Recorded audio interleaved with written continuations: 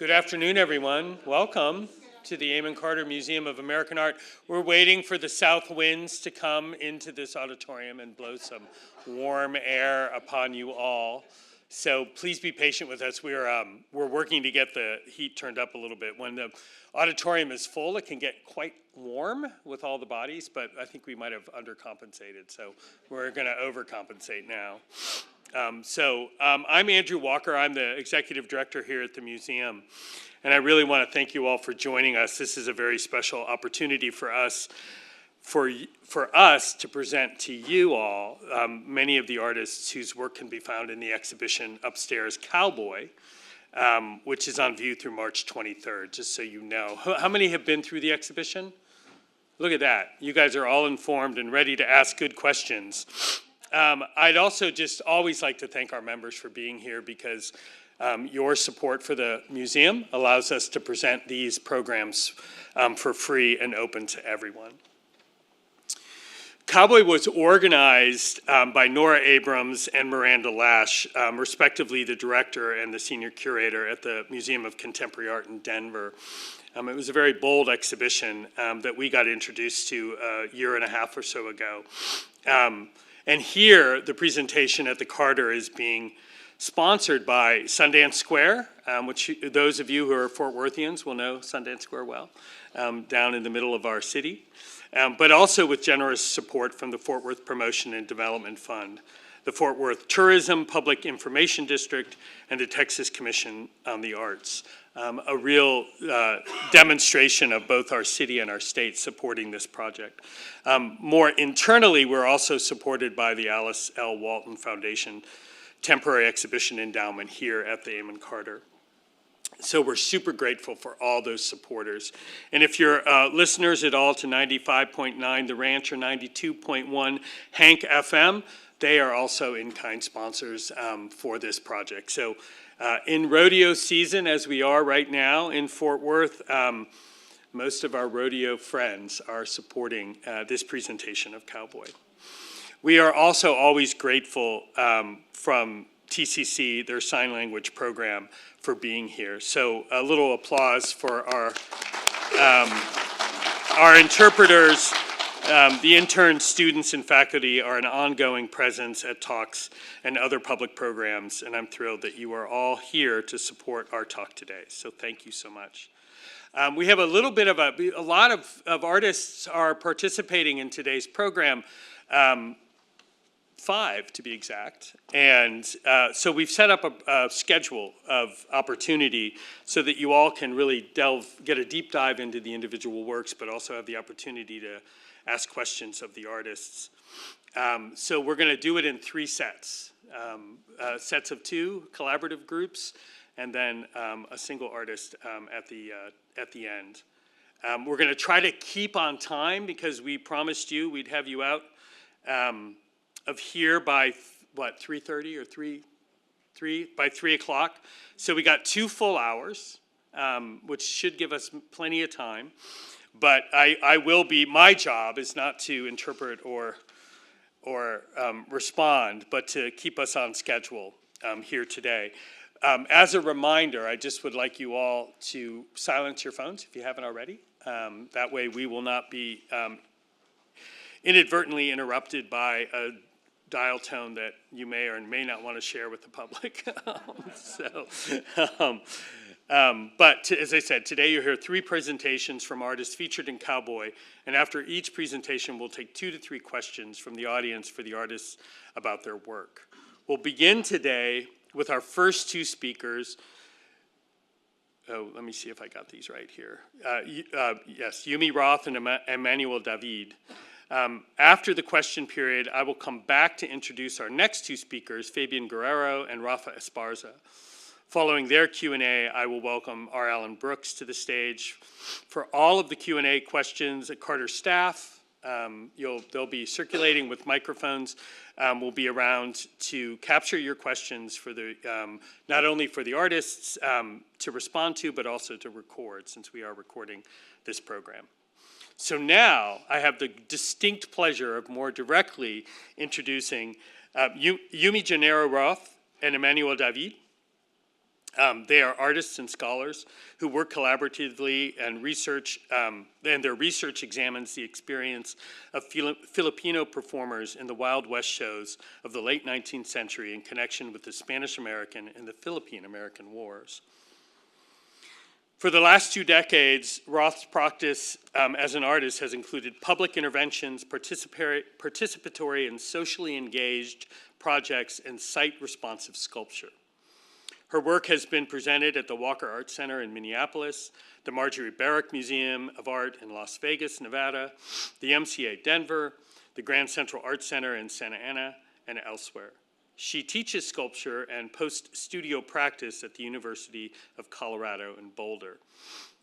David is an interdisciplinary scholar whose work highlights the intersections of gender, sexuality, and globalization, especially in the racialized context of U.S.-Philippine relations.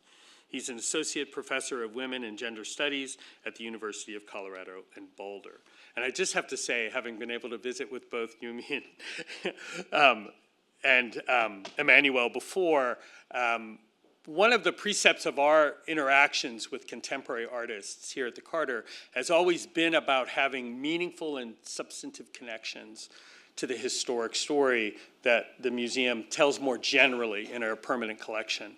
And it's really a remarkable, wonderful opportunity to see 2 creatives who are shaping our world of understanding today, but who are also scholars as well and understand the historic arc of many of these narratives.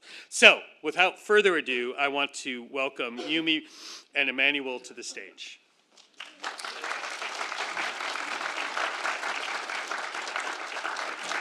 Thank you. The mic is on. Okay. All right, here we go. So I'm Yumi. And I'm Emmanuel David. And first, we want to just thank the Eamon Carter for bringing us out here, having Cowboy come to Fort Worth. It's really exciting for us. We've actually been here for almost a week. So we've gone to the stock show. We missed the stock show in Denver, but we did catch it here. And we've been both in Dallas and Fort Worth, and we were out in a small town, Greenville, for actually a few days for part of this project as well, too. So we've gotten to see a little bit of the area, which is nice, and that's what the project that we work on often lets us do. So this is the piece that's actually in the exhibition Cowboy. This is We Are Coming, very aptly named, We Are Coming. And we'll actually talk more about the historic background for this work, this idea of Filipinos participating in Wild West shows, right? Which a lot of people are like, Filipinos in Wild West shows? That was our response, How did that come too. to be? Yeah. So we're going to really kind of delve into that a little bit, but and then we'll return to sort of the idea of the project. Yeah, so this is an installation shot with Maria Beatriz, who is the curator here who brought the show from MCA Denver to the Eamon Carter, giving an interview recently and kind of telling the story. And we hope to also tell the story of how we got involved in researching this, what we call them the Filipino troupe, or also the Filipino Rough Riders, because they were borrowing the language of the period at the turn of the 19th to 20th century. So the project is titled We Are Coming, and it's a riff on Buffalo Bill Cody's advertising at the time, where he would arrive in a, do you want to, here we go, where he would arrive, or these posters would arrive in advance of the show, and it would simply say, I am coming. And everyone in these small towns across the US would just know who was supposed to be arriving. And so it's the Wild West imaginary it looms large in US culture, and the white guy is always center stage.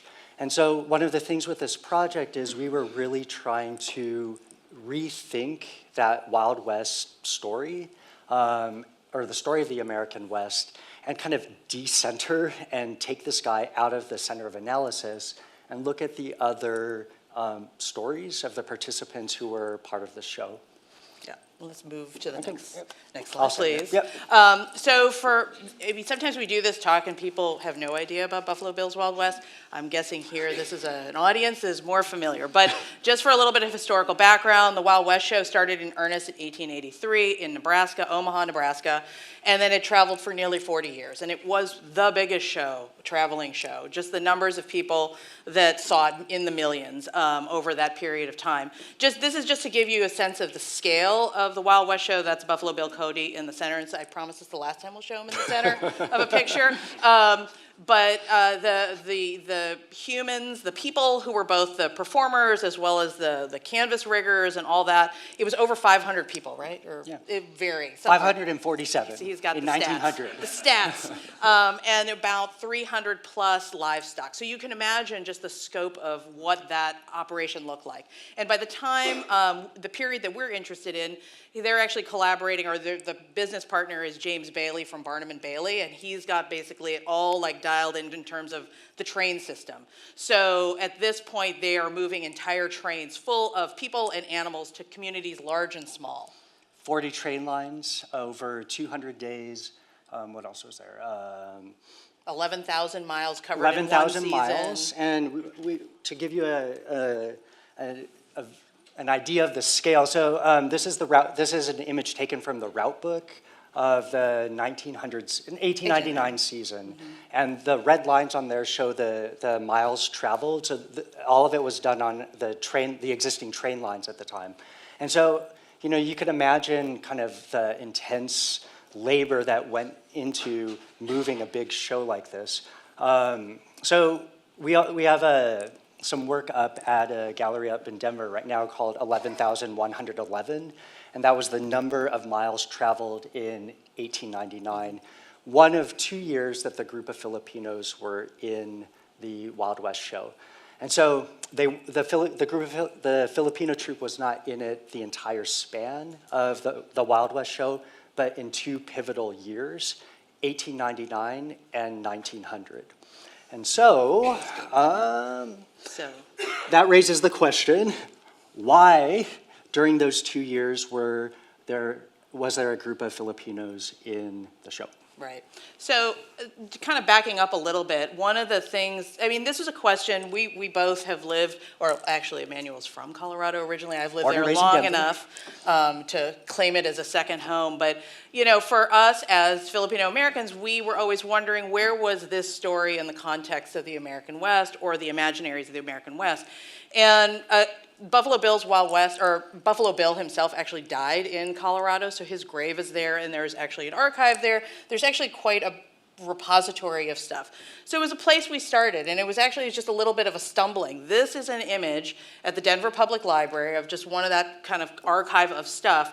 And this is just titled Filipino. So we don't know the identity of this individual who was in the Wild West show. He's just identified as type. But this was sort of a haunting image for us, and one that really pushed us down this path to try to understand, there were Filipinos in the Wild West show. Why were they there? Who were they? And how long were they there? So this brought us to sort of, I think it's the next image. Is that correct? Oh, no, this is not the next image. Okay. Do you want to say anything else about this one? Well, I mean, maybe we can also back up to how we started working on this project. So we're both Filipino American, and we both work at the University of Colorado. And it was in the midst of COVID, and I think we were just coming out of lockdown. And I think this was my first interaction with another human being after quite a lot of time. In person. And we were having lunch, and we were saying, what are you working on? And we could count the number of Filipino faculty on one hand up at Boulder. And so we've known each other for a good decade now, but it was the first time we actually considered working together. And we said, what are you working on? And we said, well, where are we? Where's our story in where we are? Not on the coast, not California, not New York, not Chicago, but here in the Rocky Mountain West. And so that's how we started digging at the Denver Public Library.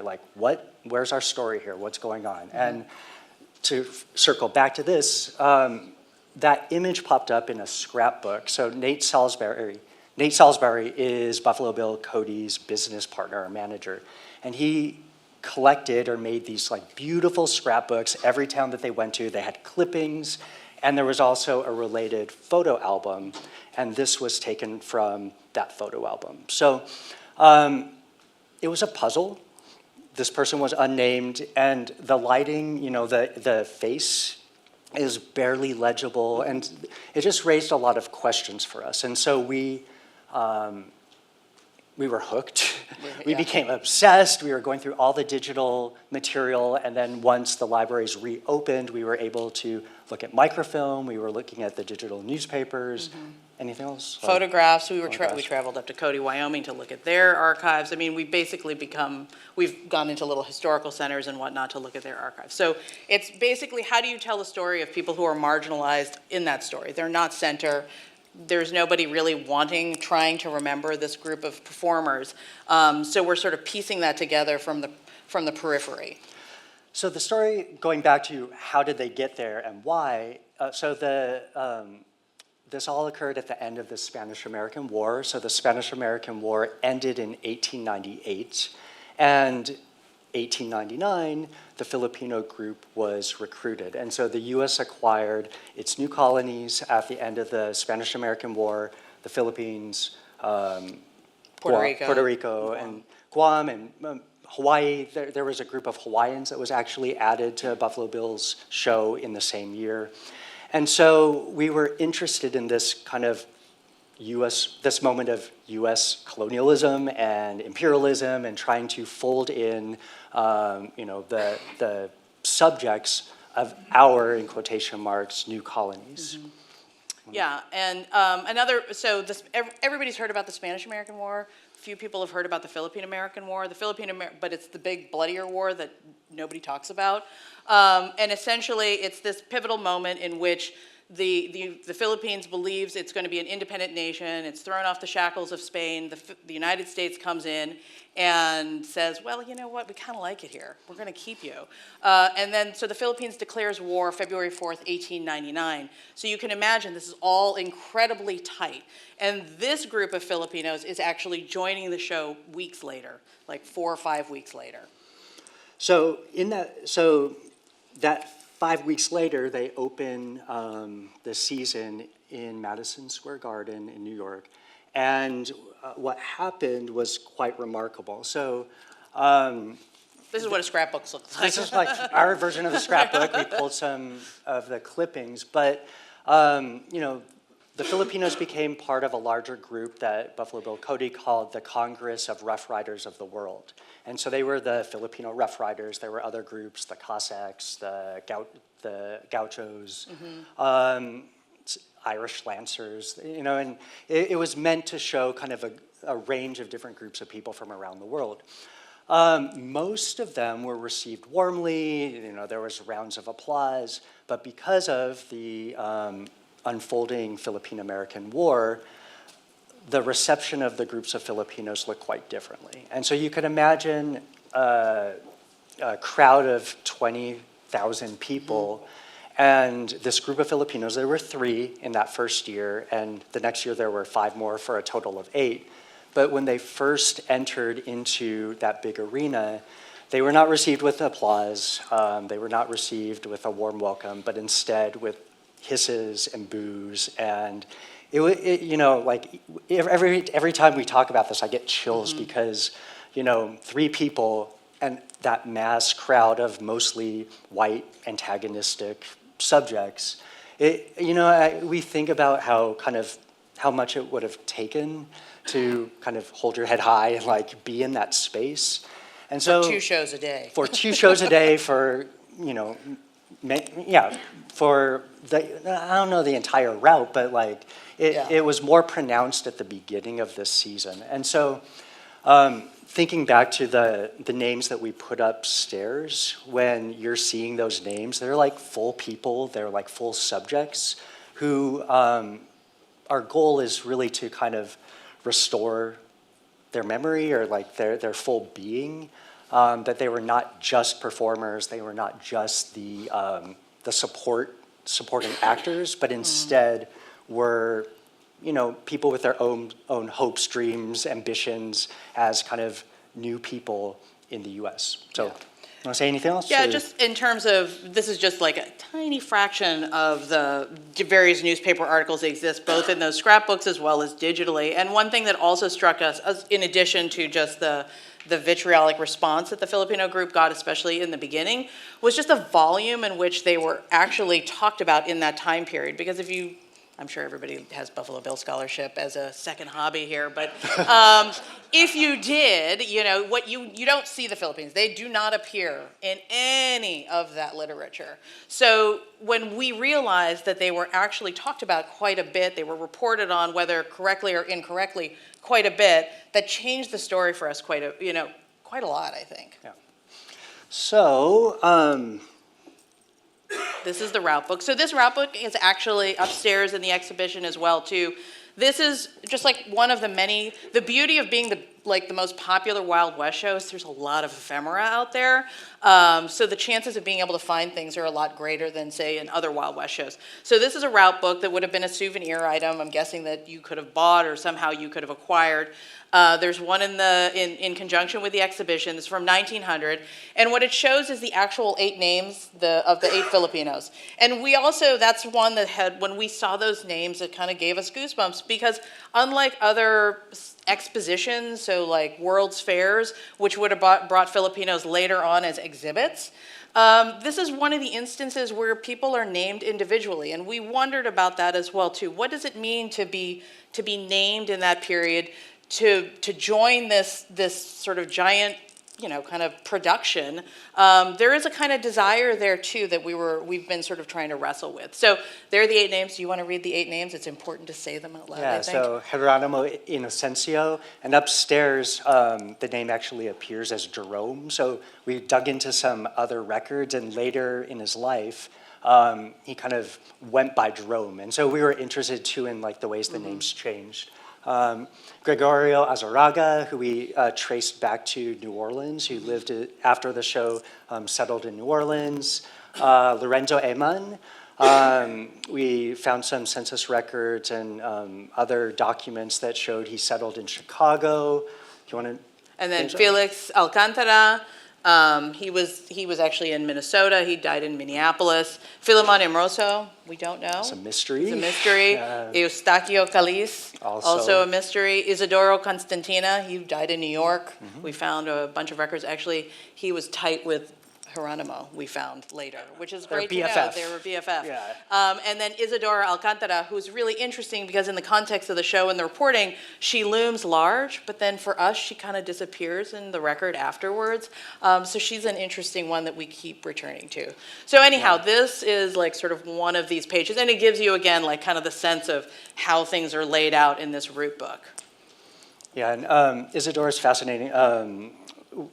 This was written up in, the show was written up in the New York Review of Books. And after that, there were emails flying in from people from the Filipino community, and they say babae siya, which means there was a woman. There was a woman in the show in 1900. This is amazing. Yeah. And so we've been trying to think about their names and what can we do with this in terms of a creative practice. And we're skipping way ahead here. We're going to show you one last image before we kind of Get into end the on our art. work a little bit, and then so this is a historic photo. There's not a lot of images of the Filipino troupe, and we showed you one of sort of like the unnamed Filipino sitting on a horse, and then I don't know how many months later was this between the time, I don't know, let's say When we started. when we started. Maybe 6 months or so. So this is outside of any archive. This is not in Cody, Wyoming. This is not in Denver or Golden. This is not in any archive. This is something Emmanuel's father found. I was like, you're never gonna find it, and then he's like, watch me, and got on eBay, and it like magically appeared, and we're like, how did you do that? But when we saw this image, it was quite unlike the representations. Like, they were portrayed in the illustrations as like primitive subjects, backward, like wielding spears, but the way that they have that they have presented themselves here, they're wearing the uniforms of the Revolutionary Army in the Philippines, the Katipunan. Who the Americans would have been, well, they were fighting against the Spanish and then ultimately against the United States. And there's something, I don't know, just beautiful about the intimacy among this group. They like seem so close, their hands are on each other, they're tight.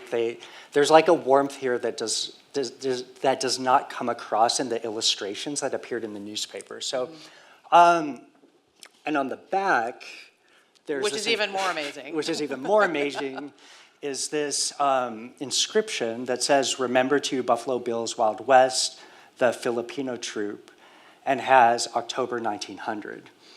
Now, what's interesting about October 1900 is that that is when the show was here In Texas. In Texas. So we're trying to we're imagining that this could have been Fort Worth or Dallas. Or further south. Further south, maybe Yeah. San Antonio. Yeah. So, we're trying to piece together this history and make sense of it.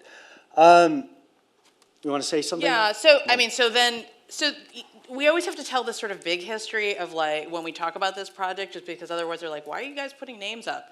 And when we were thinking about this, when you think about performers and they're being named like actors, right? Or you think about, well, who's getting the limelight? It's Buffalo Bill who's getting the limelight.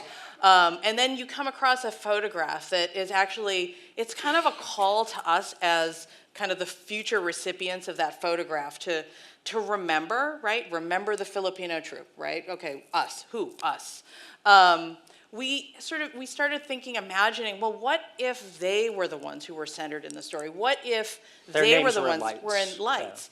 Yeah. And that sort of led us to this idea of, the marquee. Maybe it's because we're a little older or something. Like the marquee is this thing, like if you're important, you're on the marquee. And what would happen if we took that over? We took that language of I am coming, we flipped it from Buffalo Bill, and we just started putting the names. It's kind of it's a conjuring. We've talked about that. Every time we've done this project and we put their names on the marquees, there's a kind of electricity that happens for us.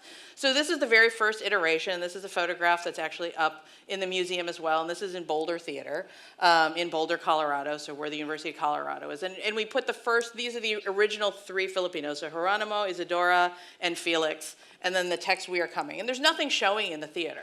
So it really converts the idea of what the theater is as a kind of a public sculpture, and an anticipation of a thing in some ways that is always coming but will never arrive. We've since done this, since we started this project, 7 more times. So there's a seriality that becomes important. It starts to have the traveling nature of the show itself, and it's kind of like overwriting what was in the past. So there, we went up to Cody, Wyoming, and that's important. Top left. Top left, that's Cody. We were in LA. That's actually in Eagle Rock, which is one of the densest population of Filipino Americans in California, in Southern California. The far right is Independence, Missouri, and Independence is interesting because we learn history that we didn't know. I did not know that was the start of all the various trails, like the Santa Fe Trail, the Oregon Trail, that's, I guess if you play Oregon Trail, you know that. But, so that was really interesting for us, that they were kind of going through there. Folks, you probably recognize the Texas Theater in Dallas, so the show came through Dallas. The one in the center is actually Greenville. That's about an hour. Has anybody been to Greenville? Can I see some hands up? Curious, okay. Interesting town. Beautiful theater, beautiful marquee, so that's the Texan. I love how every theater in Texas is either the Texas or the Texan. We found a lot of that. That's the Oriental Theater in Denver, which is just sort of an interesting name. This is us kind of working on those marquee letters. Usually we work with the theaters in this process in LA. The lower one in the center is the Center Theater in Dover Foxcroft in Maine. So they traveled to this really tiny town in Maine, and then there's just sort of a daylight image of the Boulder Theater. You want to add anything about this? Yeah, the Center Theater was interesting because we also reconstruct the parade route. So not only is there the show that takes place on the kind of the rodeo grounds, but they also do kind of an elaborate parade from the train depot to the actual exhibition grounds. And so we're kind of obsessed with going through and finding out where did these feet pass, Right. or where did they go? And the Center Theater was one of those places where it's a tiny town, but they actually went right directly in front of that space. So it was kind of meaningful to do it there. And the center image up in Greenville, I think it's the same thing too. It was Yes. what was this? It was the King Opera House originally, and the King Opera House was standing when the Wild West show came to town, would have dropped off at the depot and made its way to the exhibition grounds. So there's a kind of, again, there's this sort of the residual aspect of kind of they're not our direct ancestors, but the idea of ancestors moving through that space, and when we retrace those steps for us. So when we can do that, that's especially prevalent in sort of these smaller communities where these structures would have existed, or some version of that structure would have existed. So that's also quite important to us. And people have joked, they're like, you need a band T-shirt, Yeah, with the names of all the places we've been to.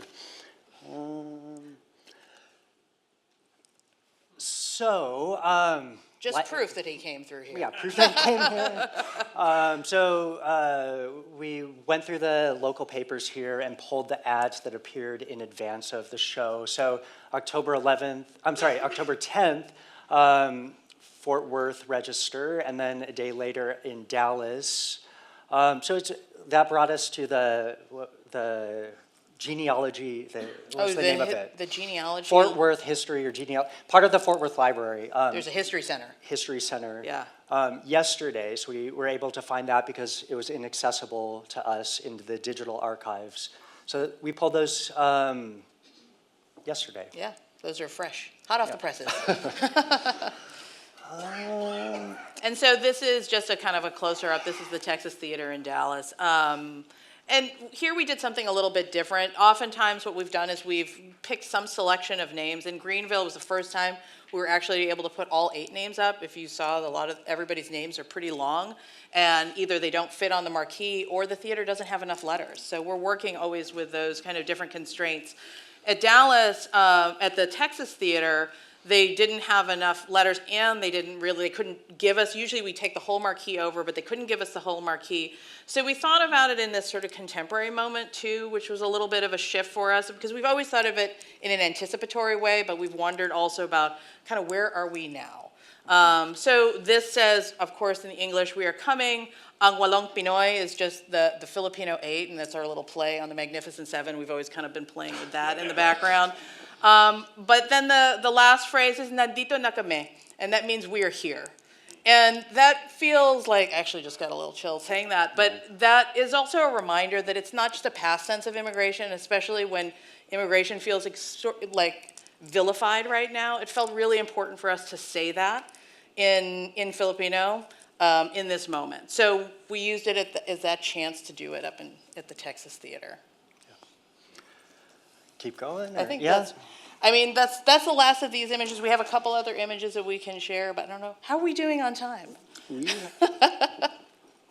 think we're good. We're We good? can move to questions if you'd like to open it up. Sure. True.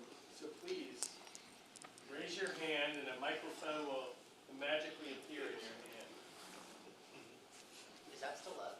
It's not up. It's like, every theater is different. Sometimes we're able to do it for like a couple days. Sometimes we've been given like a full week, which feels intense, to be able to do that. So actually, if you want to drive out to Greenville, It's still up. it's still up. It'll be up until Monday night. So the translation, ang Walong Pinoy just means the Filipino 8. That's the middle line. Nandito na kami means we're here. Pass it down here for the next question.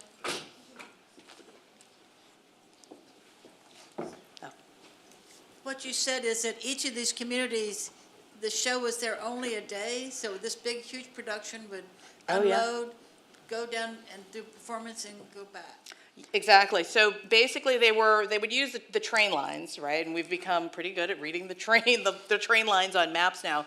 So it's kind of amazing to us that they were in Fort Worth for a day. They did a matinee show and an evening show, loaded everything up. There usually would be an advance team postering up for the next community. They went to Dallas, one show in the day, one at night. Then they went to Greenville, one show day, one show at night. And then they went to Paris, Texas. So the big shows like in New York or Chicago Might be 2 weeks. Yeah, it might be 2 weeks where they knew they'd have an audience. But that's the Louis. James Bailey piece, the sort of the logistics of moving on trains.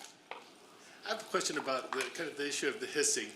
Yeah. So, Bill Cody, celebration of kind of this Western ethos, and around this time, Mark Twain was super popular. Yeah. Mark Twain was tremendously critical of the Philippine-American War, Right. of American expansionism. So, do you have any thoughts or did you discover anything about this as maybe an act of resistance to imperialism in the name of a Western ethos? Anything like You that? mean of the Filipinos, were they reacting, or the bringing More of the like Filipinos? actually an American reaction where Yeah. they were Right. anybody, be it Twain or anyone else, found a certain amount of room within the Western ethos of Mm-hmm. celebrating independence and that sort of thing to critique American imperialism and to take the part of the Filipinos and others. Right, do you want to, we both have thoughts on that. Yeah, I don't know directly through the Wild West show, but like this research was very difficult because on the same like front page of a paper, you would see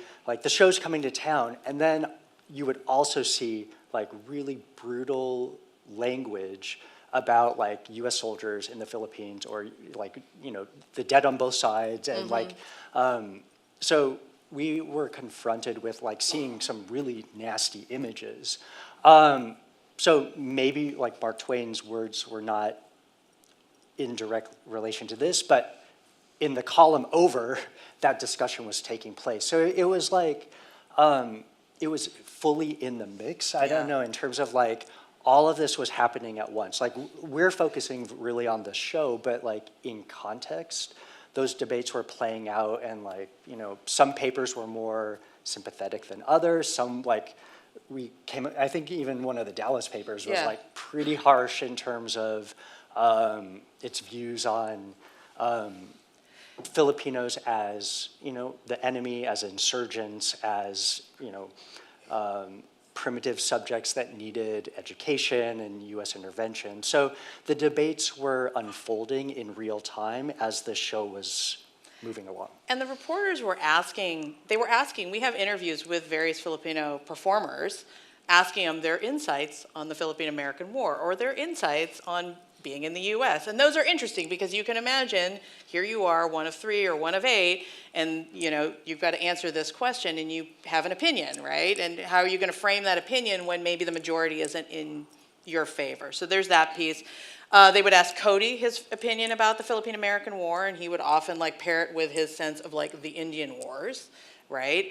And I'm trying to think like, so those are, there is a, I think it's more complex, but I mean, I wouldn't say, I think that, okay, my opinion is that when the show brought the Filipinos, they were bringing them as subjects, and they were as to be subdued, right? These are our And colonial displayed. subject and displayed. It wasn't about a potential like anti-expansionist language, I don't think. We have another question. You spoke to the sort of embodied experience of this project, like the electricity you felt and like retracing the steps. Can you speak a little bit more to how that like guided your journey, or like the signals that you got along the way to what the next inquiry should be from like that embodied perspective? Right. I mean, we're laughing not at you, Yeah, but with you. no, it's, yeah, I mean, We talk like- about this all the time. like some amazing things have, I mean, people are often asked like, oh, how did you find them? Or how did you like locate this? And sometimes we joke and say like, this group in many ways is kind of guiding us or finding us. Like, I don't want to say it's strange stuff, but like stuff happens where they have made themselves known or present to us. And it sounds kind of, I don't know, like superstitious or spiritual or some connection to this other world, but like, how did that photo just emerge at that moment? And to like back In a critical up, moment at a when we critical were like moment, trying to understand the story. We had not seen an image other than that first sole Filipino on a nameless person on a cowboy. And I was with my father and I said, could you help us? Can you like read these names aloud? And he read them aloud and I'm like, okay, I've heard it. They've been spoken, like it was their names were spoken. You utter it, They were right? uttered. And I was driving home and he called me and he's like, I found this thing. And I'm like, how, like, it was like he brought them into being. And like stuff like that has happened along the way. Like when we were in Independence, we put the names up, the skies were clear. And the second we started driving off, the like most torrential rainstorm happened where like we're gonna die driving home, but like It was the first time we put the 5 who joined in 1900 together. It was the first time they all appeared together, and yeah, you know, it felt like oh, we're bringing this group together, and then this storm like just blew out of nowhere. I mean, it was like lightning. It felt kind of, you know, it felt big. Yeah. And we can write it off as coincidence or something, but I think like it feels like there's a connection of some sort to this group that maybe, and we try to do this project with respect and treat them as though, like, we somehow have become caretakers for this group. And so we try to be kind of careful and intentional about how we work with them. Yeah. Okay. Okay. Thank you. Oh, Oh, sorry. The mic there, Sorry. sorry. I want to make sure we get you on the mic, so I'll bring you, next question. This might be a very minor question, but I'm curious. Are the two Alcantaras related? Are they husband and wife, or is that just a very common name? And to amplify a little bit, and then did, say, the first three recruit the next five? Do you have any information about that? It's a great question. yeah, so the first question is the Felix and Isadora are referred to in the newspapers as husband and wife. We don't necessarily know. We don't necessarily believe what the newspapers tell. And partially it's just the idea of a single woman traveling alone. We know that in the Wild West show that oftentimes people were married or brother and sister so that a woman could travel, otherwise singly. So that we don't know, even though they shared that name. They could have been brother and sister, or not. And we found records that Felix married later, and so like had, you know, a wife years after the show, and so that raised a question like if they were, like what happened there. But so they could be siblings, they could have had other like we don't know. We don't know. But the papers have referred to them as a married couple. And what was the second The question? second was like the recruit. We don't know how the second group was recruited. We know how the paper has sometimes reported how the second group has been recruited. One paper said that some of them were of one of the generals in the Philippines, like when they were captured by the Americans. And this is it's a whole other interesting thing, that they were from General Pio de Pilar's military, or his unit, and a couple of them were soldiers. We've looked at musters. I mean, it's kind of hard in the Philippines to find all those things. So, you know, there's the stories that the Wild West show tells, and then there's the story. I feel like, Okay.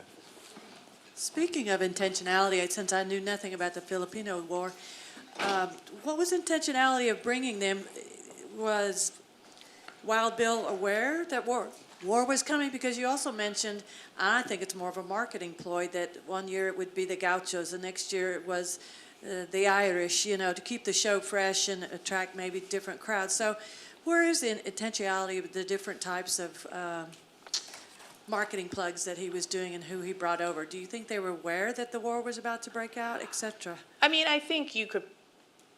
Okay, so when they originally said, okay, we're gonna bring some Filipinos into this show, they were like, okay, the United States has just acquired these territories, so we're gonna bring examples.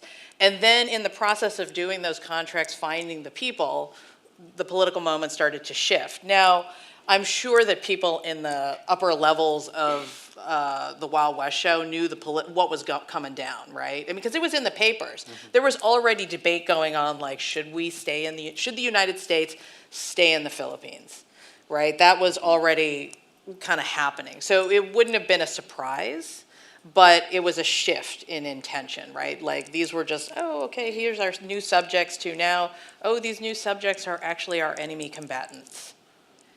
Well, Gaucho being the Spaniards No, Argentina. or Argentina? Yeah. And the Irish, did we colonize them too? No, the Irish. No, they had German, Irish. They didn't necessarily bring everybody from colonized spaces, but they did. The Hawaiians were after annexation. That's why they joined the group. They brought the Cubans in 1898 as a result directly from the Spanish-American War. They list a group of Puerto Ricans in the show, but we haven't seen like who specifically they are. Obviously, the Lakota Sioux.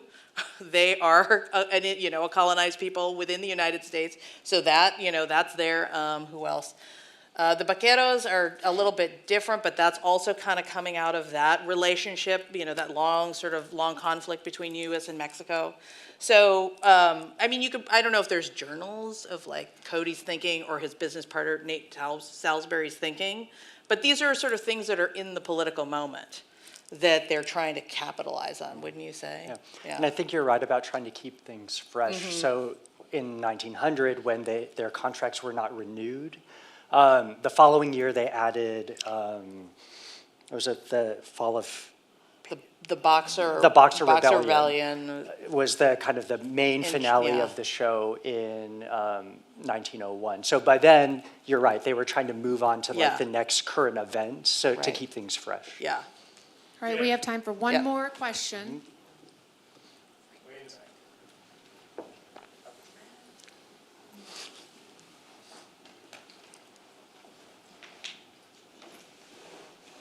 I'm trying to understand, were the Filipinos cast as Native Americans? No, they were cast as Filipinos. Or do you want to follow up on that? It's always, they were, and then we have an asterisk. Yeah. Yeah, they were cast as Filipinos, and sometimes like we get questions like, well, what did they do? And part of this was just, riding around the arena on a horse in their so-called native attire, which didn't look like, Native American. Like in some of the illustrations, there was a symmetry between the portrayal of a group of Filipinos and the portrayal of the Native Americans, but in the actual, arena, the show arena, they were in like The outfit that you see, the sort of anonymous single Filipino on the horse. Yeah. Great. Okay, Thank you. thanks. Okay, thank you. Sorry. Oh, okay. Practical, which is when you were working with Nora and Miranda, you were taking this site-specific kind of, participatory experience that were on the marquees. Yeah. And you were translating into a gallery space. What were you two talking about? So one of the things that's important, and we kind of brushed over this, is like when we do the marquees at the theaters, we're not doing the marquees. And it's really important for us to work with the theaters, the people who hang the letters, all that stuff, to incorporate them, because now they become incorporated in that narrative, that story, whether while we're there and after we're there. And so when we did it when we imagined an iteration of that for a museum space, what was that going to look like? So if you've come here multiple times and you've paid attention to that particular installation, you might have seen a rotation of the names. So one of the things that what we talked about with the MCA and then with the Amon Carter was that when the name rotation happens, I think here it's every 3 weeks, is that it would happen during museum hours, and it would happen with whoever's installing it, partially because it then involves them into that narrative. And then you're seeing these letters kind of go up and down. People are having to read them. There's questions that potentially can happen. So we tried to sort of bring some elements of what happens in those other spaces into the museum space. Thank you. Yeah, you're welcome. Thank you.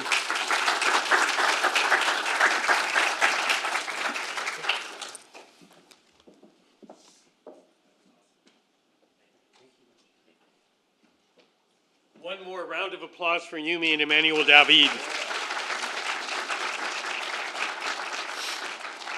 I learned a whole lot, and I have 100 questions, so I'll see you at dinner tonight, for sure. Now, our next collaborative group, I'm pleased to welcome Fabian Guerrero and Rafa Esparza. Fabian Guerrero is a queer, first-generation Mexican-American born in Dallas, Texas. He works with film and photography to document and create images that reflect on pasts, presents, and possible futures of our generation. His work both reflects and is inspired by his upbringing as a first-generation immigrant and a queer brown individual. Taking from fashion, film, poems, and music, the lifestyle and everyday survival, to shed light on his family's history and the meanders of the brown and queer communities. Rafa Esparza is a multidisciplinary artist who was born, raised, and currently lives in Los Angeles. Woven into Esparza's body of work are his interest in history, personal narrative, and kinship. I love that. He is inspired by his own relationship to colonization and the disrupted genealogies that come forth as a result. Over the last decade, Esparza has participated in solo and group exhibitions at numerous international venues, including the Commonwealth of Council in Mexico City, the Oakland Museum of California, the San Francisco Museum of Modern Art, and then this is where I take a breath because it just keeps going and going and going. Rafa has been really at the center of contemporary creativity of our last several years for sure. He's the recipient of numerous prizes, including the Perez Prize, the Latinx Arts Fellowship, the Mellon Foundation Prize, the Lucas Art Fellowship, the Louis Comfort Tiffany Foundation Award, Art Matters Foundation Grant, and California Community Foundation Fellowship for Visual Artists.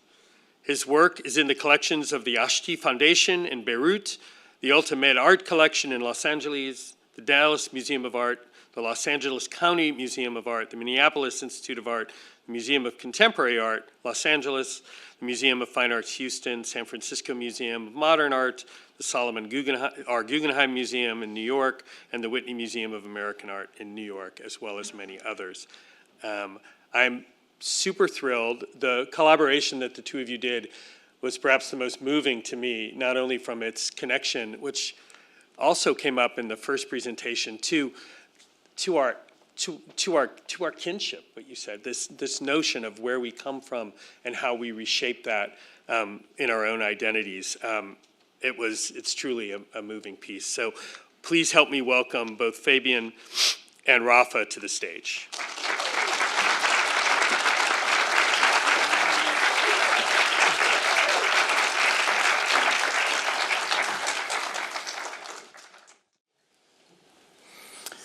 While we wait, I don't think we included photos from our installation that's in the show, but just to describe it a little bit, it is a multimedia installation that consists of an Adobe paved gallery, 3 monitors that hold a 3-channel video,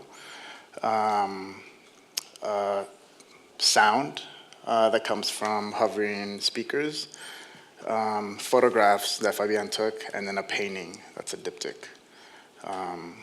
The Adobe is covering the entire span of the gallery with footprints that were left behind from a group of young, queer, vaquero dancers that we invited to dance on the Adobe while it was wet.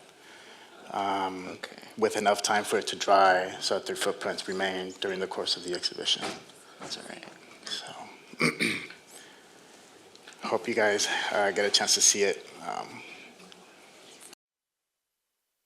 So just to explain, we have a file conversion issue that came in because you did it on a Mac, I think, and we need to convert it.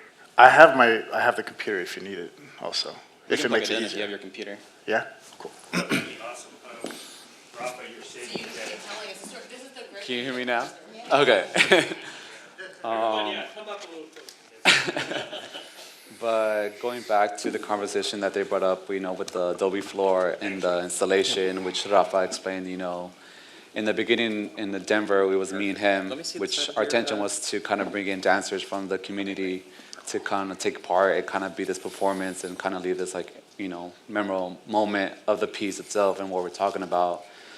But here, that wasn't the case. I was able to bring dancers, and usually since we're talking about queerness here, I invited a friend who originally had a friend, but the other person canceled, and last minute he brought up another guy, but he mentioned to me, hey, just let you know, he's not queer. I was like, okay. I was like, as long as he's cool being a part of this piece that we're talking about, and because I'm still kind of like, as far as being queer, there's still kind of like this like feeling of bringing in straight people into like this work and what they feel about it, what they think, so for me, he was like, I think it was like 19, young, and when he came into the, his first time in the museum, so I can just imagine like the overwhelming like people, cameras in her face, and I was just kind of like, hey, I have 5 minutes to talk to you, like this is the piece, like are you kind of? And he was just like, yeah, whatever, I don't care. I was just like, okay, cool, so you don't care, but I have it so that I think which I'll probably talk about more within the work, but I think for me that moment was a pivotal moment. Also for just my work in general, since I mostly talk a lot about queerness. And I think at this moment in time that I've seen within this past year and a half, especially with social media, there's been a lot more, especially, with my documentation as I go to like either, rodeos or which, they're called jaripeos, and like, through like Latin America or Mexican, culture, and these kind of jaripeos, there's a lot of music happening where there's mostly a lot of people dancing. And through those events, I've been seeing a lot more guys dancing in public. Not mostly queer, but like straight men dancing with like queer men. Because before it was like a very difficult thing to kind of like go into a space like that and seeing two men dancing, because I was going to be like, oh, this ain't right. So I was like, retaliation and like hate and thrown against that. But when you would see two women dancing in that community, it was always okay.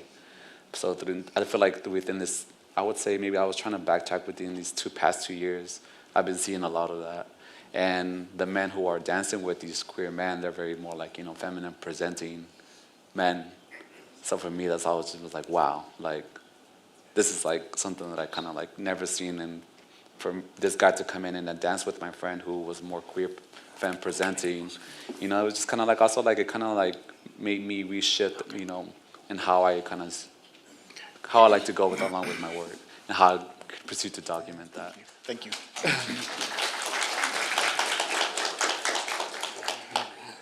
All right, well, I guess we'll start now. My name is Fabian Guerrero, and I am a queer Mexican photographer based out of Dallas, Texas. And basically, my work started off in Los Angeles, where I kind of like, I guess birthed my art practice into it. And funny enough, Rafa is here because I always talk about that moment. He was the one that first kind of like reached out to me and talked about my work, and I was just like, I'm not an artist, I don't know what you're talking about. I'm just here taking photos, because for me at the time, LA was still kind of like, very new to me, even though I've been there for like, 10, 11 years. But when I picked up my camera again, I kind of wanted this connection in how do I build a relationship with my community here that doesn't know me, and to kind of like, use my camera, be a tool to kind of make a connection. So I kind of started off with basically using the tool in my hand, which is like social media. And I was basically, just randomly, I don't know how it worked before, because now you have Explore page and you can just find a lot of people. But back then, I don't know how I did it.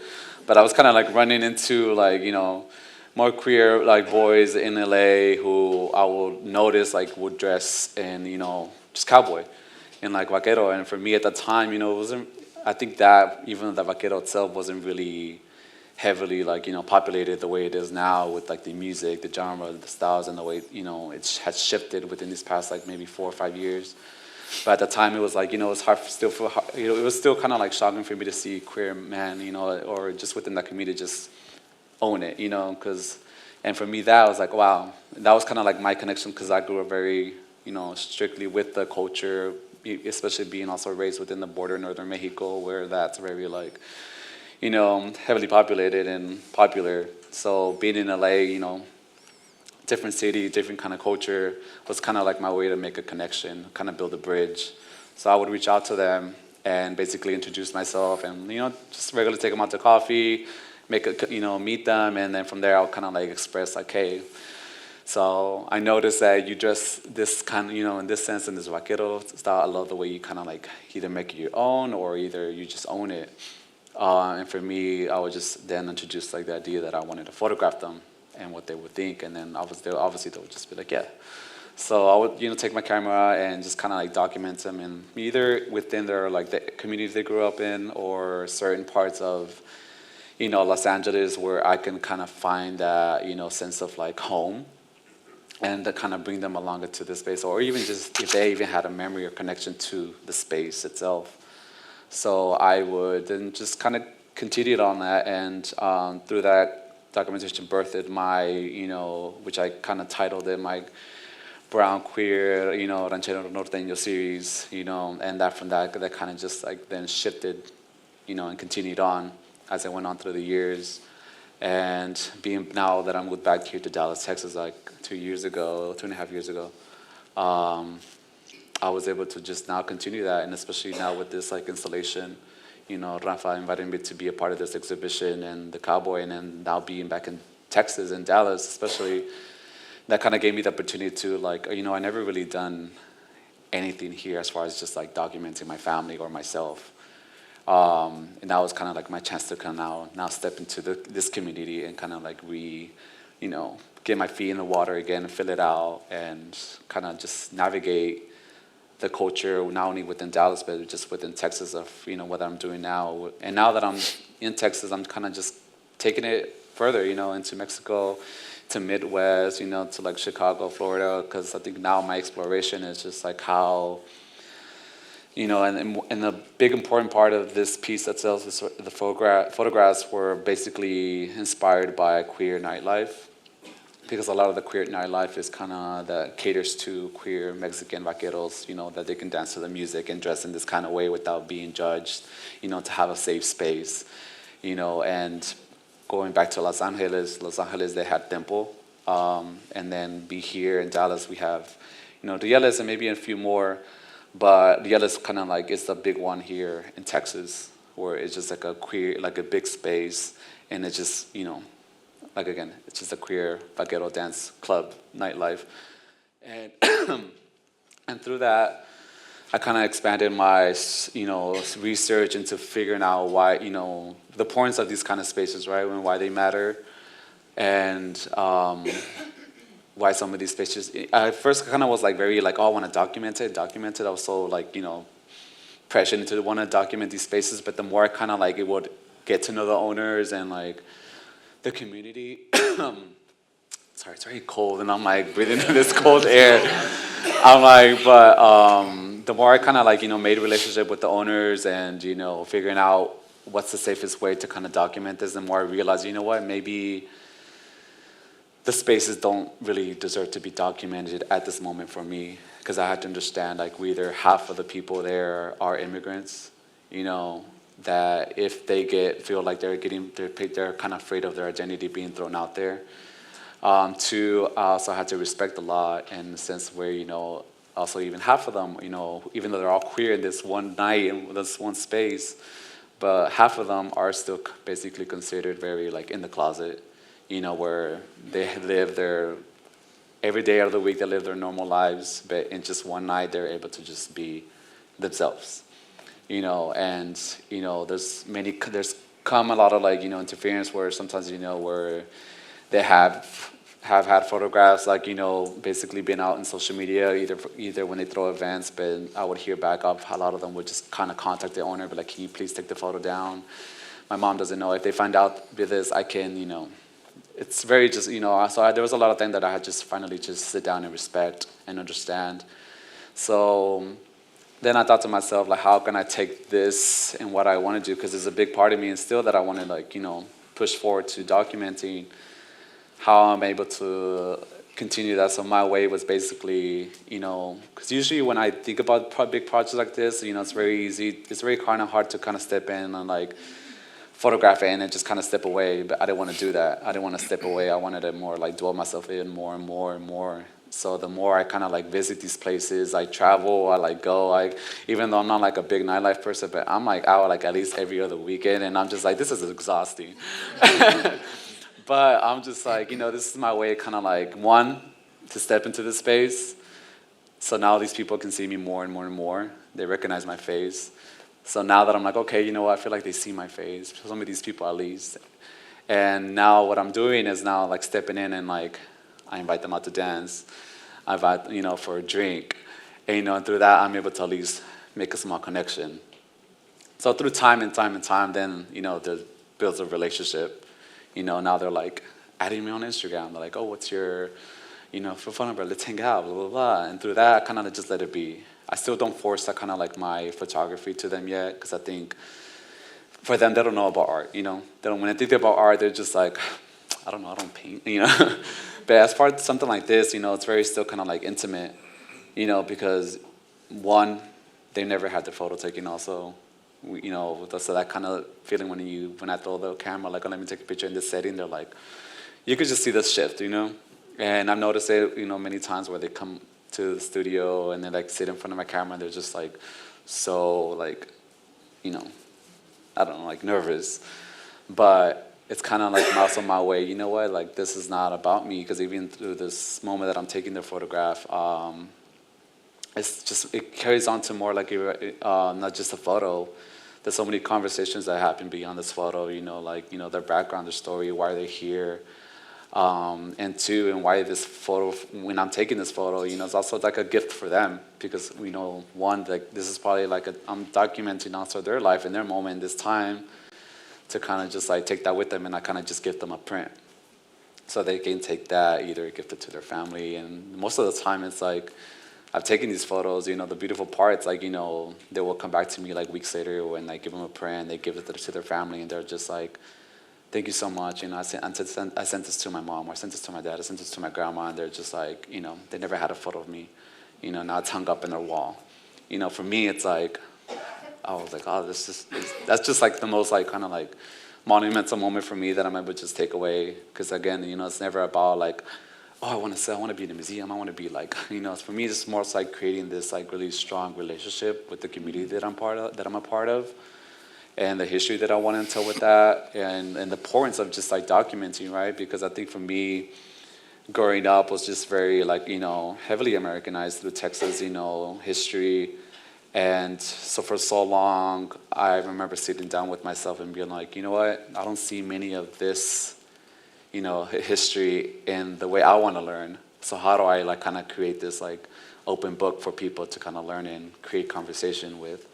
So even with these photos, even though they might be just as simple and cleaned and as I want them to be, but I kind of go back into history, right? When you think about going into a museum or something like this, where you see like a very just classic portrait painting, it's just very poised and still, but yet there's so much that goes beyond that photo. So for me, it's like I kind of want to reinterpret that into a photo, kind of taking that inspiration to like kind of all these things that I kind of wouldn't see myself in, and just kind of put that into a photo, without having to be so like extravagant. And I think for me, the most simple, the most cleanest is like the most like powerful and more like just, I guess, going back to that word, intimate, But that's pretty much a little bit about me and my work.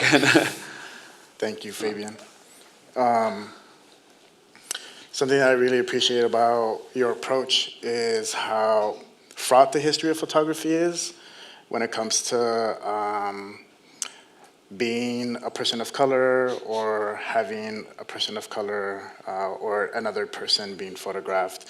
The kind of extraction that happens in the moment that the photograph is taken, and the amount of care that you participate in to ensure that people don't feel like their image is being taken, rather they're making an image with you.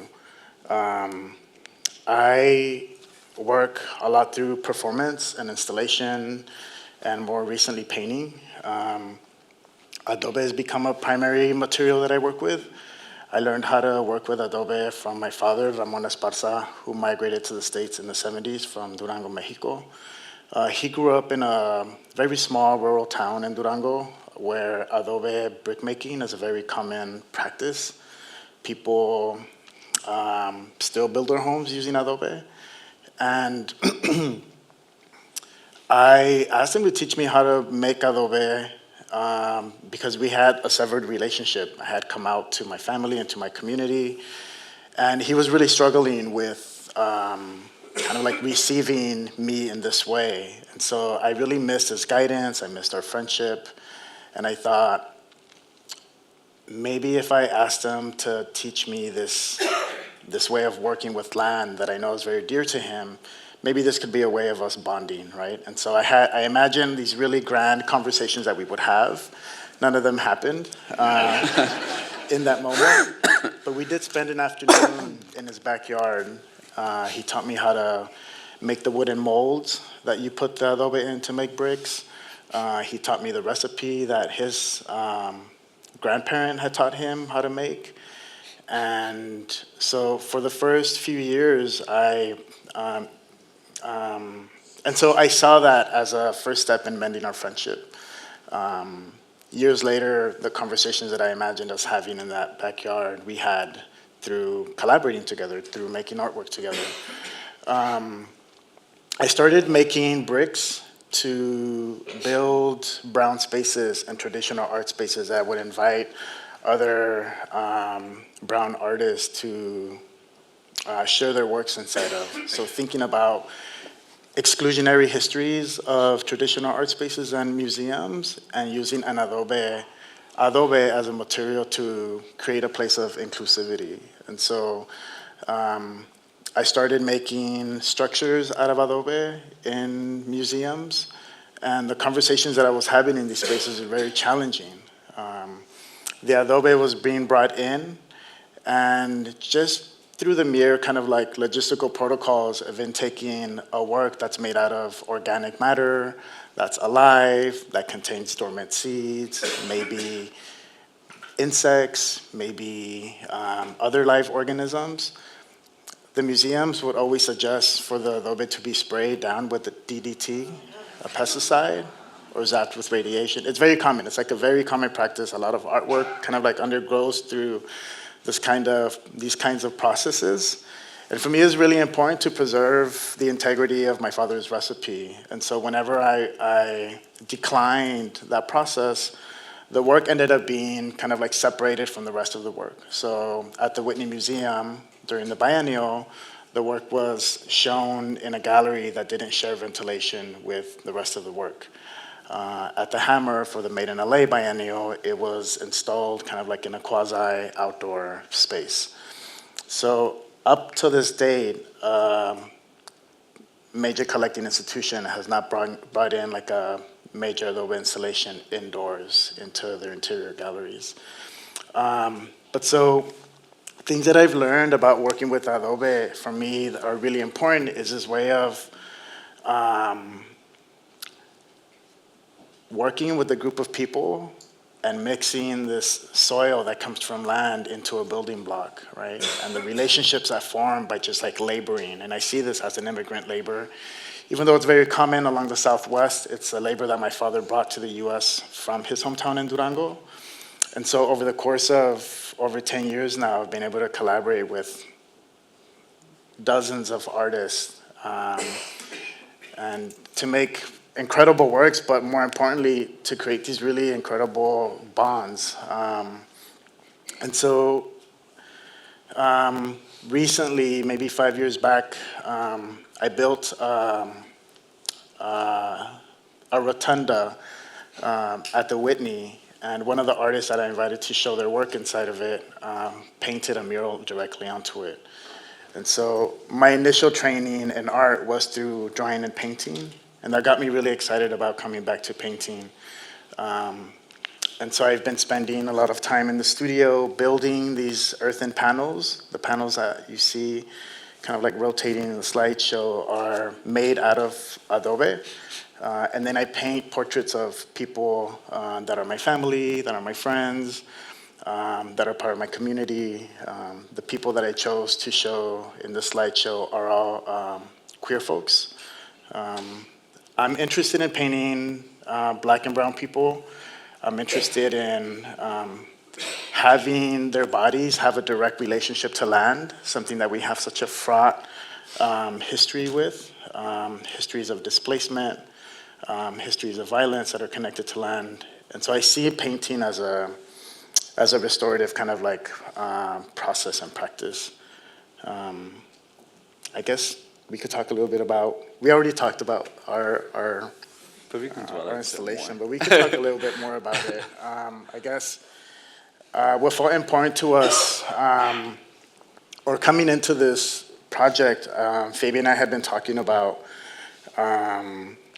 wanting to make work about these queer spaces, both kind of like sanctioned, places that like are explicitly queer, kind of like nightclubs, but also the kind of like unsanctioned spaces where maybe it's not a nightclub, maybe it's like a regular kind of like party at someone's backyard, but thinking of the ways that queer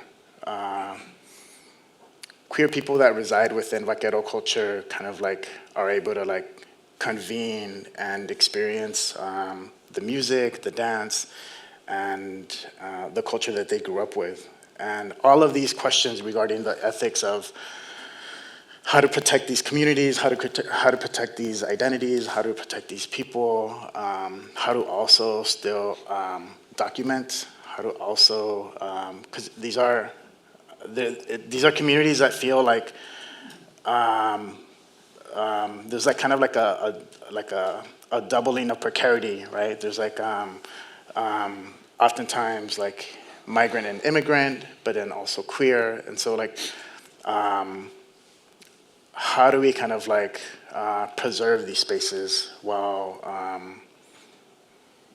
striving to kind of like tell a story? And so I feel like all of those questions paired with kind of like also our interest and passion for and love for the culture that we grew up in, but also the people that we've met, manifested in this kind of like immersive space that we ended up building. But yeah, it just goes back to, again, because once you invited me, I was already kind of settled in back here to Texas. And my initial thought, again, was to document this club, this nightclub, which I had, many, many conversations with the owner, which the owners are also just like a straight couple. That to me was also like, oh. I was like, okay. I was like, I see what you're doing. So that was just more so intriguing, because usually when you hear about queer spaces, there's mostly like queer-owned owners. But the straight couple, her and her husband who run this space, is just more so like, wow, I wonder what their like intention was by opening up this space. And because before, when I was living in LA, I would hear about it many, many times, and I never got a chance to go until I moved back.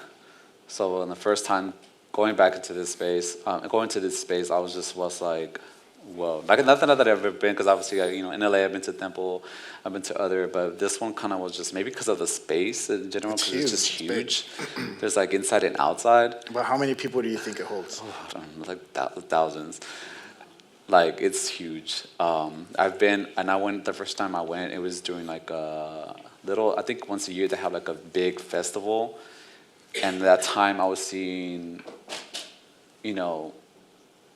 people from like Florida, because they had like, I was meeting people like, where are you coming? Oh, I came from Florida. I came from Chicago. I came from Arizona. I came from California. I came like, damn, just for this one weekend. And it was just jammed like sardines and like, but, for me it was just like, everyone in this room is just like queer, and they all dressed like this, and I'm just like, what is going on?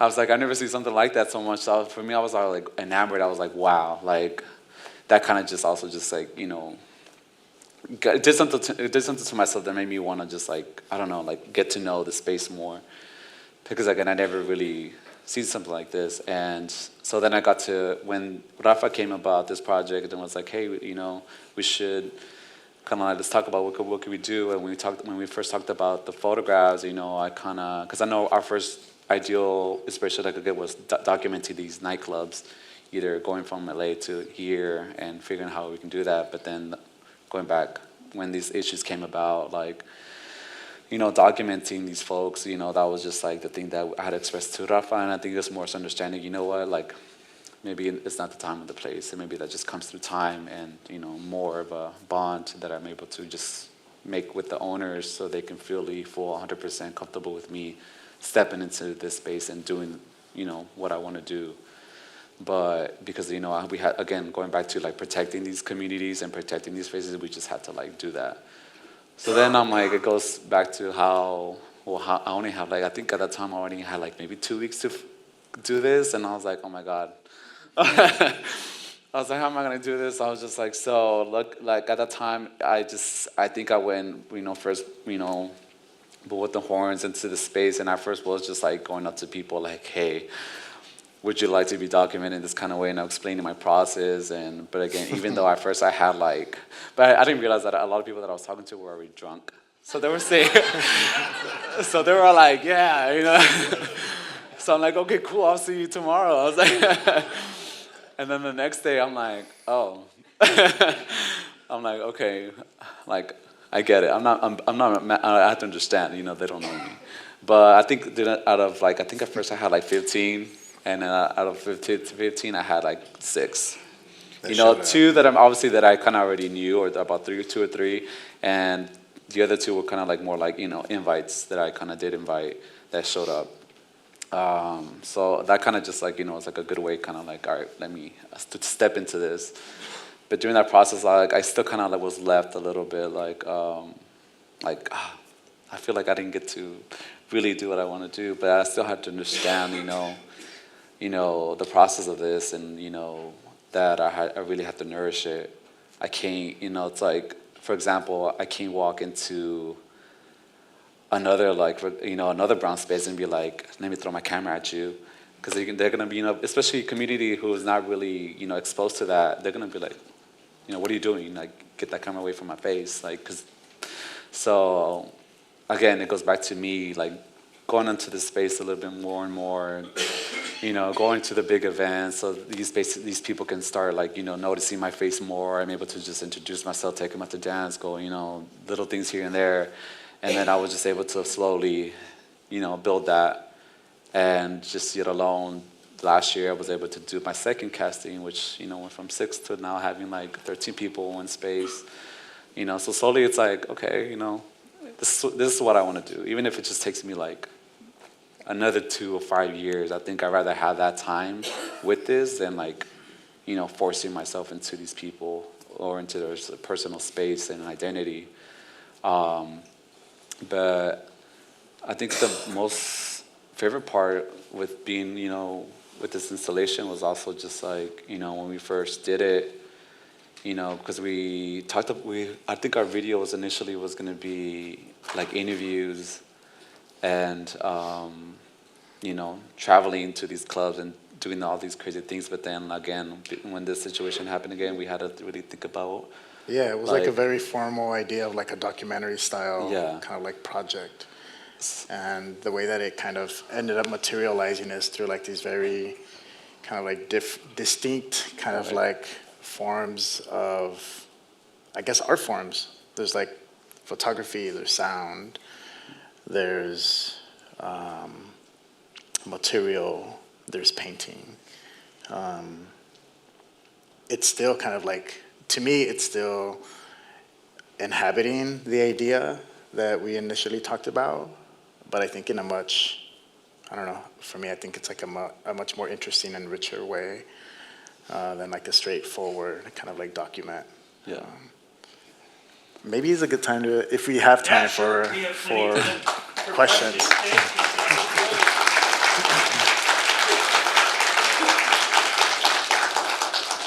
Any questions, please raise your hand, and we'll set a microphone.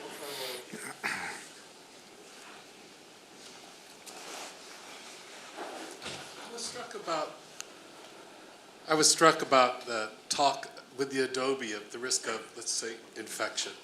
And then also the care that you're taking with these folks who you're taking something that's in a safe space and bringing it into, be it social media or, into a more public space. And there's a real delicacy there.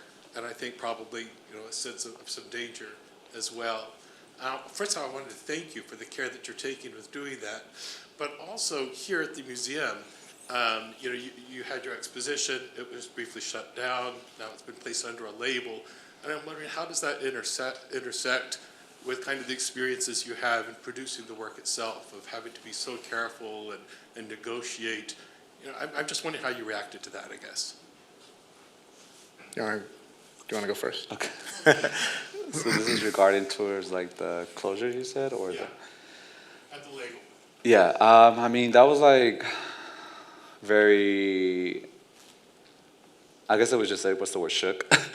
Because at first when I kind of, the thing is like at first we didn't get notified about the closure. I got kind of curious and notified through friends who were visiting and were like, hey, we went a couple times, but it's still closed.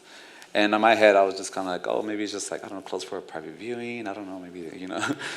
But I think it wasn't within weeks later, and then we got that email stating the closure of the museum for the exhibit and the reopening of it, and then all these things kind of came to the forefront, you know, when with the even with the QR code and everything, that was just kind of like of a, I don't know, it was a lot of emotions and a lot of feeling,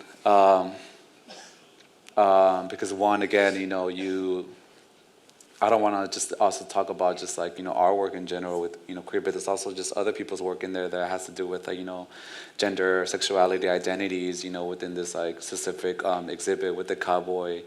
And when you go back and talk about the challenges of the exhibition, right, when you're trying to really expand the views of not just to break away from the narrative of the typical white cowboy that you get taught here, in, you know, within the States or in the textbooks. This is the perfect opportunity to kind of expand those conversations and to open a, you know, a wider range of like audience to come in and really see a different perspective to many, you know, backgrounds, identities, again, races, and like, you know, genders through this like exhibition. And it was kind of like, again, you know, you really, when you put up a QR code like that, it's kind of, and if I walked through the space, I wouldn't think of it as a much like, you know, let's say like an exploitative kind of like exhibition where it's like, oh my gosh, it's just too much. You know, I think it's still in a way safe without too much in added, you know, versus like, you know, it's a very common where you talk about, let's say, certain, you know, American, like, you know, painting or history where, you know, we get taught heavily about either, you know, the colonization, right? The killings of, like, you know, either indigenous people, that's where it's just thrown in our face, slavery, things like that. It's where it's just there, the trauma of that, and we can take it. But when we talk about a simple, like, say, for our project, right? You just see two queer men dancing together. There's no harm in that. But that alone, that's like our biggest part and beautiful part. Is that that's alone, you know, us displaying that. It's just like, you know, what's the word? It's just like basically, you know, radical. That's just like, you know, just expressing that without having to, you know, always constantly talk about our traumas or, you know, our experiences of that. Like, this is something just like this just should just be celebrated, and, you know, it's just joy. And that alone, I think that just kind of like, you know, when if you talk about homophobic or like conservatives or things like that, of course you're going to be against that because they don't want to see that, you know. So I think this alone, you know, just kind of like silences the voices of, like, you know, the artists in this exhibition, you know, with just like a warning and QR code before you enter in. Versus for me, I'm just like, F that, you know, just like. Yeah, I mean, we talked a lot about it. It's very frustrating. It made me, I was very disappointed. I think because there was, the show had already been exhibited in another state and had a long run. And so it wasn't like a surprise. It wasn't like a last-minute addition. Like, the museum knew what it was bringing into town. I think for me, I think I share all of the anger and frustrations, and I think what feels really important right now is to be courageous and to be brave, right? Artists need to be defended. Artists that come from a lot of these precarious communities need to be protected. But I think we also need to be non-compliant. There's a lot of executive orders being handed down that are kind of like allowing a lot of hate to run rampant through our country. And I think it's going to take a lot of courage to be not compliant and not just let it be kind of like the run of the mill, right? And so I see this as a form of censorship. I don't agree with it. Having, and we had a conversation with the museum. We reached out. We expressed how disappointed we felt. Obviously speaking from a queer subjectivity, but also like trying to put the disclaimer in layman's terms, right? Like, what would it feel like for an artist if someone came in and said, hey, I'd love to invite you to see this show, but I have to warn you, you're gonna see a painting of a black cowboy. Like, how does that warrant like a mature content disclaimer, right? Hey, I really wanna show you this incredible cowboy exhibit at the Amen Carter, but like, just warning you, you're gonna see like a woman riding a horse. You know, and so it's like, it becomes, you go through, if you describe all of the work that's in the show, it becomes very absurd, right? And so I feel like what I'd love to, what we expressed and what we want to also encourage is for museums to be bold. We're gonna need museums to be very bold and to be courageous.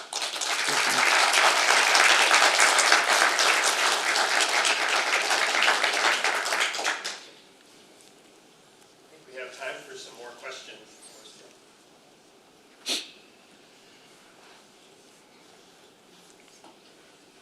The mic's going around. It'll come back to you.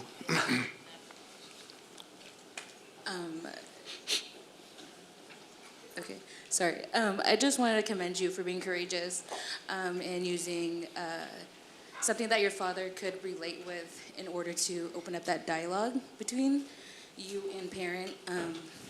As a queer person myself, I think that's very inspiring. I just wanted to say that. Thank you for sharing that.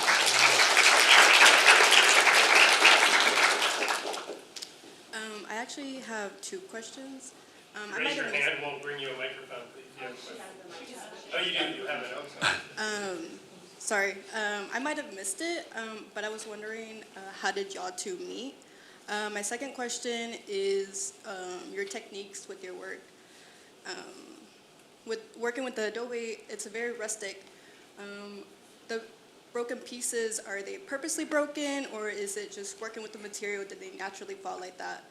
And also for photography, sorry, I forgot my question. The photography,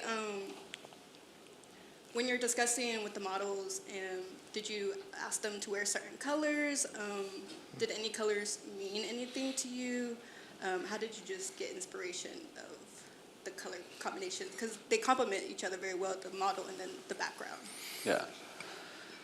I mean, I'm trying to make it quick. Well, first we met, because I think I intentionally had reached out to Rafa just to kind of like, hey, to have a sit down with me and just like, I don't know, just introduce myself.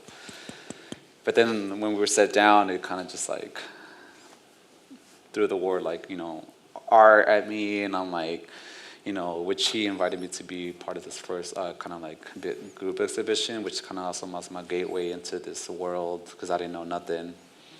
And I didn't know nothing about mounting or like, you know, printing or framing, and I think that was just kind of like my first interest of who Rafa is and how our relationship started, because, you know, again, when he talked about bringing in community to his, like, you know, practice, you know, he was able to kind of like pull me into that, and, you know, not only meeting Rafa, but also meeting just other like artists. But I know there was other cool, but with the photography, real quick, I guess with the outfits, I don't really plan it. I kind of just let them come as is in a way, because I don't want to force, again, you know, I think usually most of the majority of the time, they'll really bring like, okay, I brought 3 shirts and 3 pants. Like, I'm like, he's like, which one do you think? I'm like, I don't know. You told me. I don't know. I don't.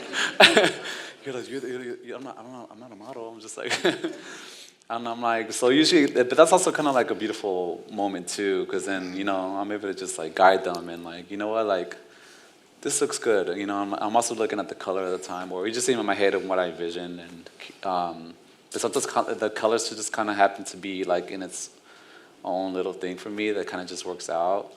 I really don't go too hard in thinking about like, oh, I need this to be this, or I need the model to have this specific shirt, and yada yada. I kind of just let it be, because the rest is just more so like, having them in that moment, and then we're just, creating like a little memory and documentation of this moment for him and for myself.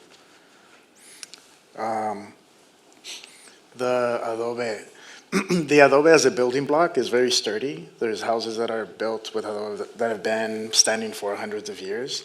They do require maintenance, and that's something that I really love about the process, is that it's like a material that you have to practice some kind of care around to preserve.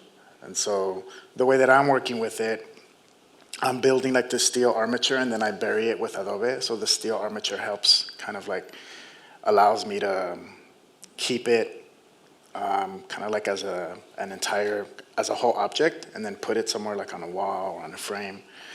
But it is very precarious. It cracks all the time, like during transportation. Sometimes in the studio it happens. It's constantly eroding. When I first started working with adobe, I was really into the idea of making a painting that could kind of like fall apart, that could self-implode. And then I painted a portrait of my grandmother, and immediately, like, my relationship to the panel transformed. Like, I wanted to do everything in my power to preserve the integrity of that panel. And so over the years, I first was just like tying chain link to pieces of plywood, and then dumping all of the adobe on it. And since then, we've evolved like it into using welded steel, making sure that there's mesh covered on every side. So yeah, my relationship to it was like really shifted. I think there's like the same kind of like care that we talk about when it comes to photographing someone or making images with people is kind of extended into the object as well. Thank you. Okay, we have time for one more question.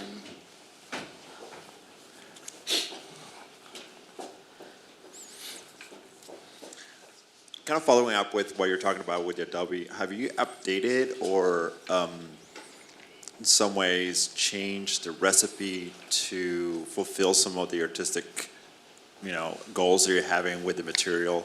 Obviously, you're not constructing homes, but you're doing something that's a lot more, light and vertical and all this other things that we as artists have to do with materials sometimes to change them. So have you altered that original recipe? I haven't. I've really because it's also a conceptual matter, right? I want the work to be integrous to some of the ideas that feel bigger than the work. For instance, for me, making adobe was a way to connect with people, to connect with my father, connect with a larger community, and also build a relationship to land, right? This is a practice that I get to do that brings me kind of closer to everything that's underneath the built environment. So when I bring a piece of adobe and I pave a gallery floor, to me it's like a way of sandwiching modernity, or just reminding us what this built environment is kind of covering.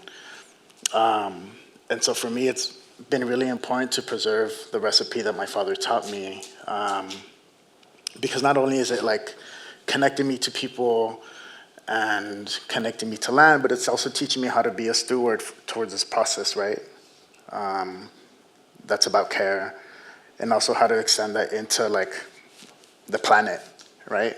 How do I, working with adobe allows me to make something that's not gonna create toxic waste afterwards, right? There's a biologist that also makes art. Her name is Nancy Clem, and we were both kind of working at a site near the LA River, and she stumbled upon our work and asked if she could take some of the adobe back to her lab so she could test it.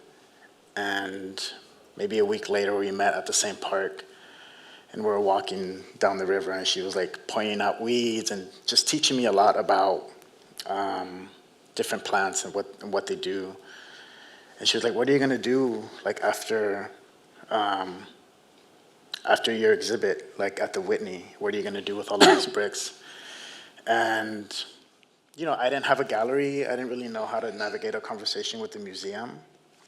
But I knew that there wasn't budget in that instance to transport all of the adobe back to LA. And so I knew that the work was going to end up like in a landfill. And she was like, well, maybe it'll help to let you know that this material is like throwing vitamin pills like into the landfill. It's like because there's horse dung in it, it's like soil that has horse dung in it, that has hay, that has water, and so it's like very nutrient-rich soil. So all of those, like, the question about like preserving the recipe feels like not only physically important to the work, but conceptually integrous to the work as well. Thank you.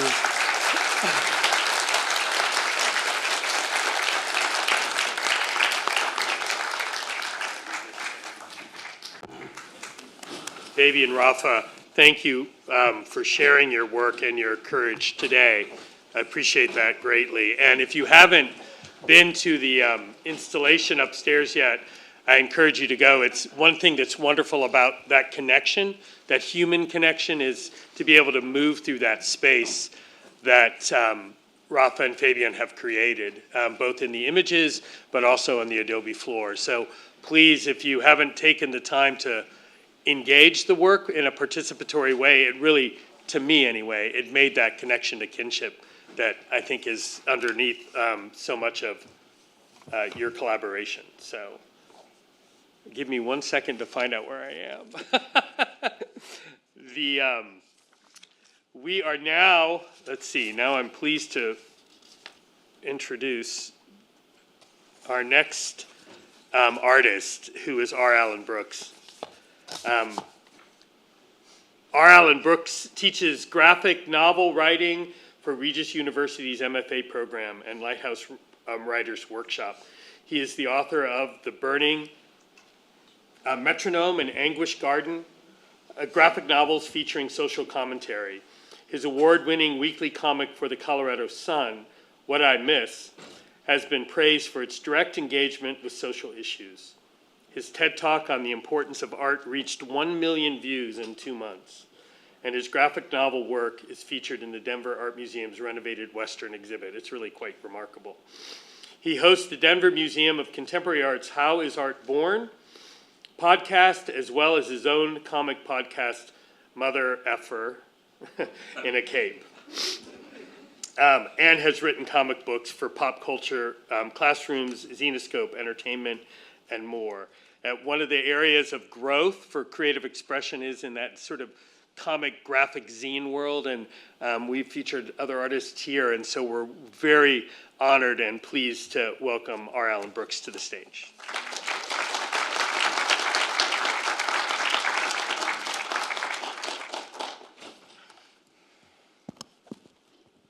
Hello. So when anybody does my bio, it's always 50-50 whether they're going to say the name of that podcast, Motherfucker in a Cape. So thank you for saying it. Kind of. It was flying tower. So, whenever you're setting up a time to speak with any organization, you get to say, like, they ask, like, hey, what do you need? And so for this, when I was talking with the Amon Carter, I said, I need it to be so cold that I can't think. So you guys all have me to thank for that. But, anyway, so my name is Allen. How many people here have ever read graphic novels or comic books? Okay, nice. It's different than it was when I was a kid, They've definitely been a big part of my life. And how many of you, generally speaking, are like into history? Okay, well, that's cool. So I'm gonna talk a little about my process here, then we get into the Q&A and stuff like that. I'll walk out there and, it'll be a thing. We'll interact, it'll be cool. I'm still trying to regain my mojo because I'm like shivering. So I want to ask you guys to do a favor for me. I want everyone to take a moment and think of maybe one of your favorite songs. Just get a song in your mind. Does everybody kind of have it? Like, what's your favorite song? And then I want to ask for 1 or 2 volunteers to say what your favorite song is. Can I have a hand up here? I see somebody back there. What's your favorite song? You just yell it out, yeah. Lucy in the Sky with Diamonds, okay. And what would you say that song's about? Well, John Lennon said it was about his son in the drawing. Ah, nice. All right, I saw another hand. Yes. Love and happiness. Well, we know what that song's about, right? It's all in the title. Anyone else want to share yeah? Ah, Lady of My Life, Michael Jackson. Okay. So the reason I asked that question is because a lot of times what people's favorite song is something that puts a feeling into words that we couldn't express. It's like a love song or a song about how much we hate our job or heartbreak or whatever that is. And for me, it is one of the central powers of art to be able to take something that is intangible and grab it out of the air and then make it into something that we can wrestle with. And it's something that I'm always thinking about when I'm creating art.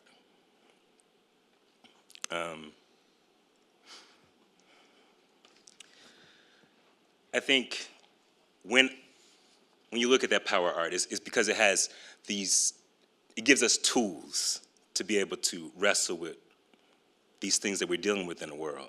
And I think it's an important thing, especially in a time like now. Like if you look back at the civil rights struggle, there are all these people who were singing gospel songs, or these songs that put the struggle into words. Like we didn't have any way to identify the struggle, and then the art put the struggle into words. That's why so many revolutions like painting, poetry, music are central. They're at the heart of these sort of social change moments. And it's also why, like, whenever you hate a movie or TV show, it's because it failed to connect to you in that way. I'm not going to name the names of any things that I hate, but I know you could think of something, right? Okay, so I'm going to talk about this project that I did here in the museum and then kind of show you how it came together. Cool? Right on. Cold. Yes. I'm happy for this moment that I actually get to stand and stretch. And I even left the room a couple times, and I'm sorry that I left during you guys' thing, but I was like, I can't do it anymore. And I had to warm up a little bit. Okay, so this story is about art, but it's really about my relationship with my dad. So that's me and my dad. So my dad is, I'm named after him. So he's Rodney Allen Brooks the first. I'm Rodney Allen Brooks Jr. And I've always gone by my middle name in order to avoid confusion. But I joke with him that I'm the second model, so I'm new and improved. But so my pops is a veteran journalist. He was an editor at USA Today for about 30 years. And when he was a kid, he was into comic books, but he could never find any comic books that had any black characters. At least not black characters that weren't like terrible stereotypes, caricatures of blackness. So he finally found one comic book that had a black supporting character. It was called Howling Commandos. It was a war comic. It's where the character Nick Fury was introduced. And I don't know if you guys watch these Marvel movies, but Nick Fury wasn't black back then. They kind of made him black in like the early 2000s and then cast Samuel Jackson. But in the 50s, he was just a white war dude, you know. And so they had this one supporting character in Nick Fury's comic. His name was Gabe Jones. And when he first appeared in the comic, the printer of the comic thought it had to be a mistake, and they changed his skin color. Like they could not believe that there was a black character. So you know, I understand what it meant for my father to like have that search for a black character. And he also searched for books about black history because there weren't a lot of books that were readily available to him when he was growing up. So later, when he had me as his son, it was important for him to share these things that he had been searching for a long time. So, he really worked to get me into comic books, particularly with strong Black images. And he worked to share a lot of Black history with me. And also, as a journalist, he wanted to encourage a love of reading. So he got me into comics when I was like 5 years old. So it's always kind of been a vocabulary in my life. If you hear me sniffling, it could sound like I'm emotional, but it's because I'm cold as a mug. Man. Anyway, okay, so my dad also bought me this Flash toy. That's me. Flash was my favorite when I was a kid, and when that Flash show came on the CW, I was like super into it, but it's very soap opera-y. And after a couple of seasons, I was like, I don't got to do this to myself no more.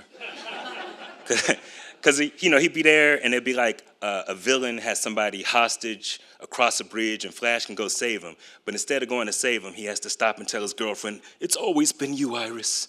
It's always, and I'm like, go save the person. And then, anyway, I'm getting off. Okay. So my dad actually bought me some Black History comics. And this is Golden Legacy. They actually made dozens of them. These are just a few. But this is where I learned about figures like Frederick Douglass, Sojourner Truth, Martin Luther King Jr. I just learned a lot of Black history from these things. So this was actually the merging of the things that my father had to search for when he was a kid. So it was a really beautiful thing to be able to read that. And for most of my life, I was really just a fan of comics. And, I remember when I was 10, my mom, she was like, oh, I see something in the paper. It's called a comic book convention. And, she's like, you want to go? And I was like, yeah, because that's what my voice sounded like. And so because it was the 80s, she dropped me off, And, but that started like my lifelong attachment to comic book conventions. So really, most of my life I was a fan, but in 2017 is when I decided that I was going to try to make some comics on my own. One of the first places that hired me, it was called Pop Culture Classroom. They would do these educational history comics. They're free downloads. I wrote and lettered dozens of comics for them, and including, so it was all kinds of history, but of course including Black history. And so this is an example. This is it was one about the Harlem Renaissance. Now in this case, I would be writing the comics and someone else would be drawing them. And so this was drawn by a brother named Marcus Kwame Anderson. He's in New York. And there's a graphic novel out about the Black Panther Party, and Marcus Kwame Anderson's the same artist from that. So it's kind of cool to work with him. So, all right, just gonna, man. All right.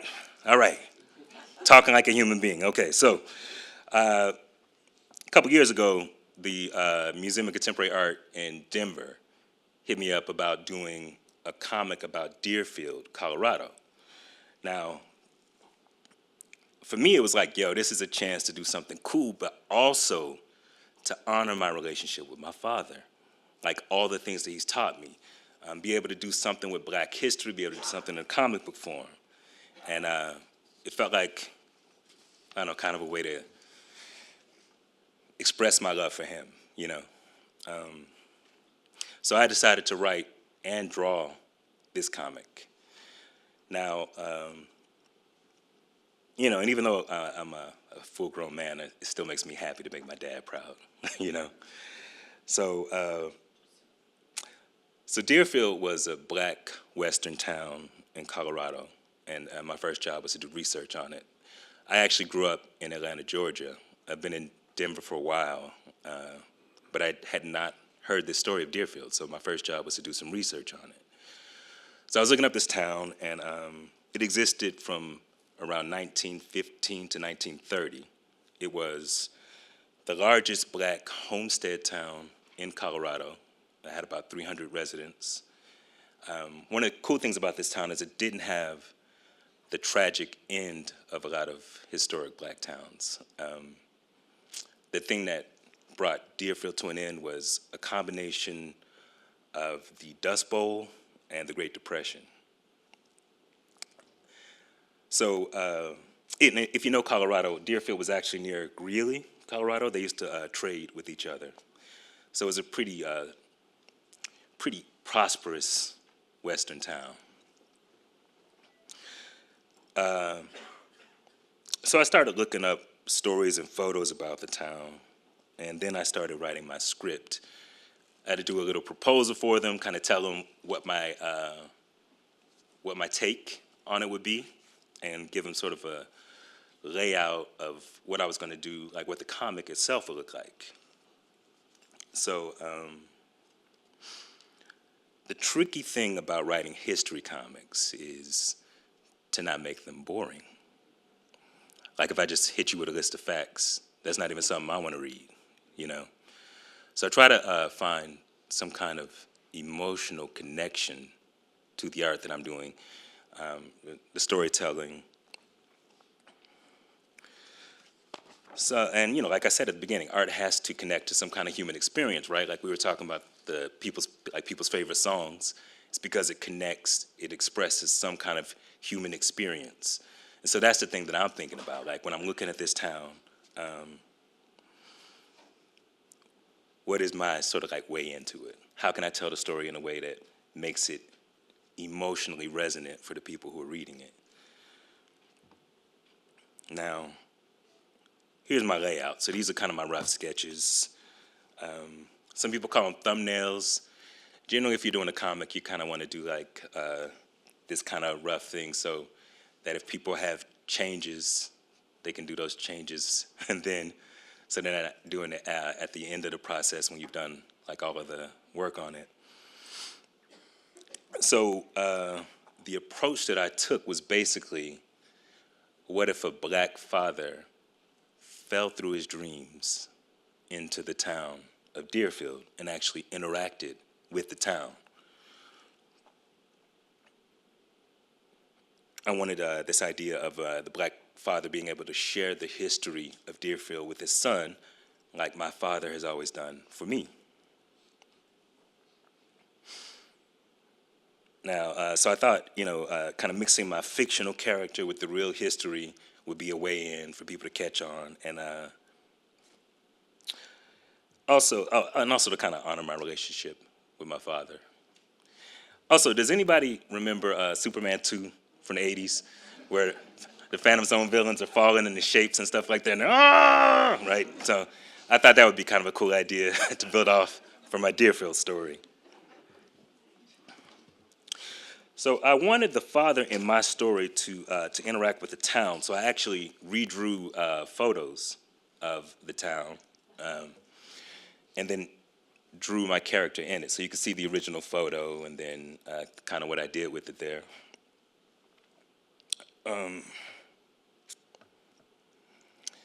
I don't know if I've mentioned that it's cold, but it's got me all the way outside of my groove. I appreciate y'all hanging for the whole time.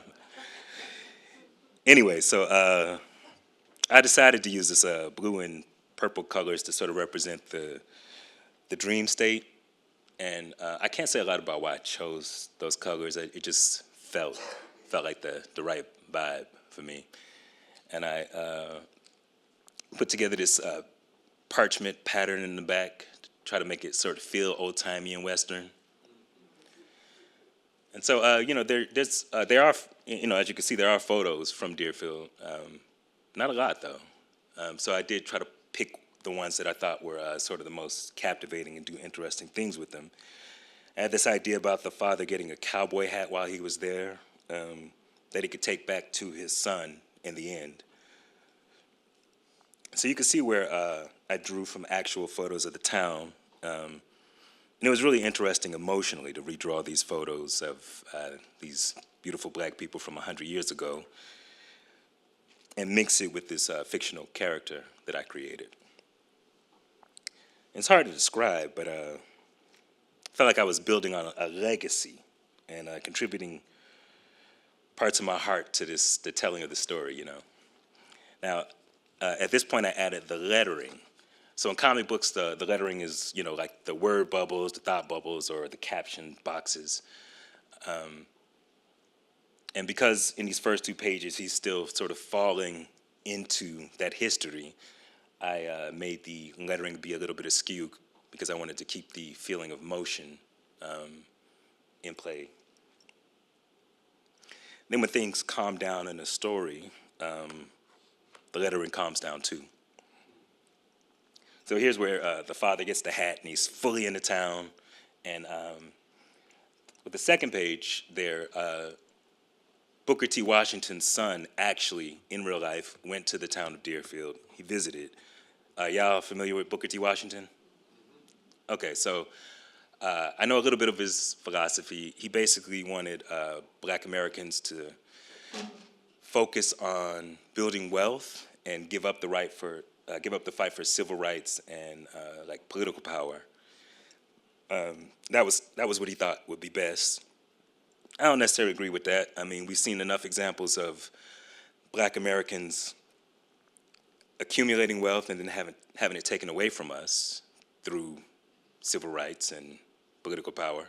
So, I don't know. So it was an interesting thing. So I thought, well, maybe Booker T. Washington's son might have agreed with his father.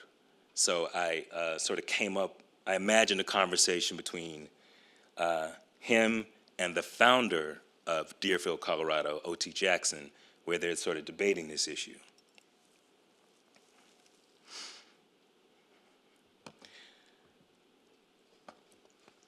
And I thought it'd be an interesting way to sort of explore, you know, there's always different trains of thought when it comes to fighting oppression, you know, and sometimes the feelings are so charged that when somebody disagrees with you, you know, you feel like they're your enemy in the struggle, that kind of thing. But I think we can have a place where we can figure out, like, how people can have different ideas and know that if they're, ultimately, we're going for the same goal, you know? And so, so I thought it would be interesting to explore. By the way, that was a hard angle to draw from. I was trying to be dynamic. I was like, okay, I'm going to take the camera above, and then I was like, oh, this looks terrible. It took me a while. It took me a lot to get it right. So for the last 2 pages of the story, I wanted to bring back the feeling of motion. So of the father sort of following through time again. And so you see on the right side, he wakes up in his bed. And I wanted to give him like an old-timey bed, like he's in a dressing gown, feeling like a Scrooge or whatever. You know what I'm saying? But and then you can see like the purple effect is kind of like smoking off of him, like he just came back from the town. And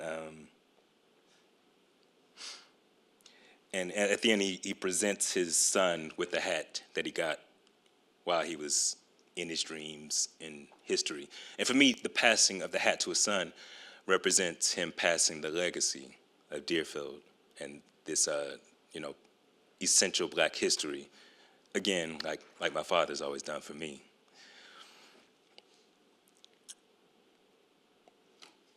So, you know, like I said before, I feel like the best art reflects the human experience.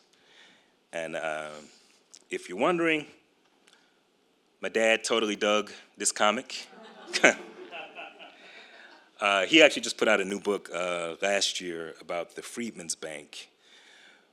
But, you know, and this may sound obvious, but if it wasn't for my dad, I wouldn't be here talking to you now. And it's not just because he's my dad, but it's also because he's the one who introduced me to comic books. He introduced me to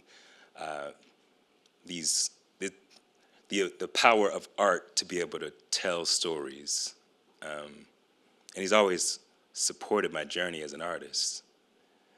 And so for me, there's something beautiful in being able to do something for a museum and still be able to carry the honor of like my relationships with my father and my mother and my family. You know, it makes it transcendent in a different way, you know. So Yeah, I think that's the main stuff. We could do the Q&A. That's my QR code if you guys have questions. And my TED Talk's on there too if you want. Thank you.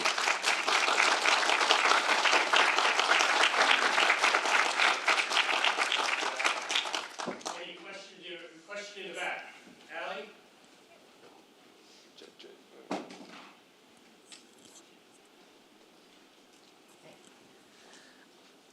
I love graphic novels, and I like that they are art and they are resource and they are, all of these things kind of combined, and that you can have a really intimate experience with like a little chunk of art.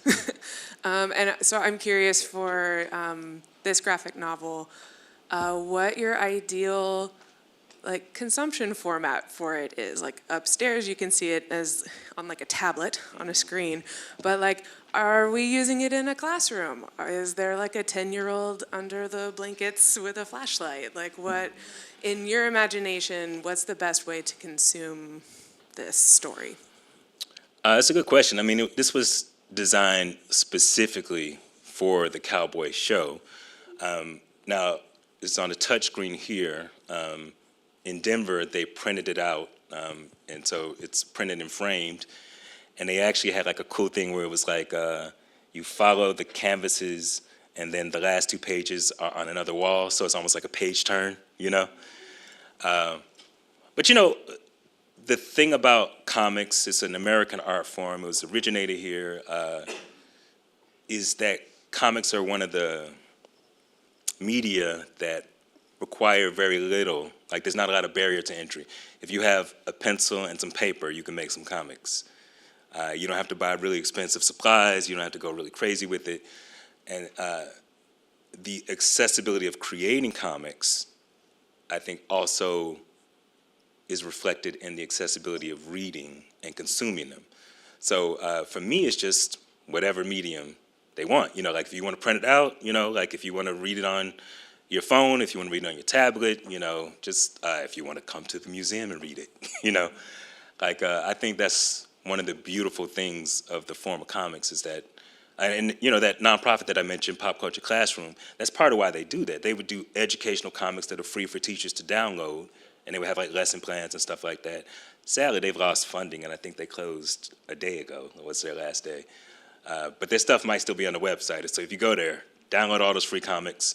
It's great for teachers, and like I said, it has teaching guides and stuff like that. Thank you for that question. Other questions? Chirp. All right.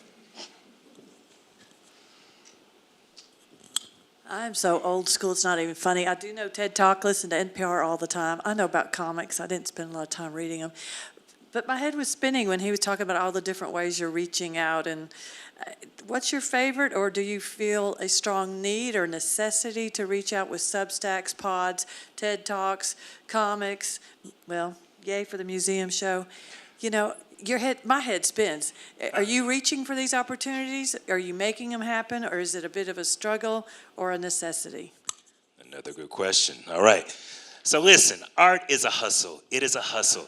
Like if you want to make a living as an artist, you got to do all that stuff, right? Like I am fundamentally an introvert. I know you can't tell because I'm good at talking to people, but after a comic book convention, I don't talk to anybody for like a week, because it's just draining to me, right? But so when I was in my 20s, I was a rapper, I was a battle rapper, hip hop stuff, and all of the introversion, I was like, deal with the music, don't deal with me, But when I decided to switch into comics, which has always been a love, I decided to lean more into the idea of being sort of like a public figure, because I realized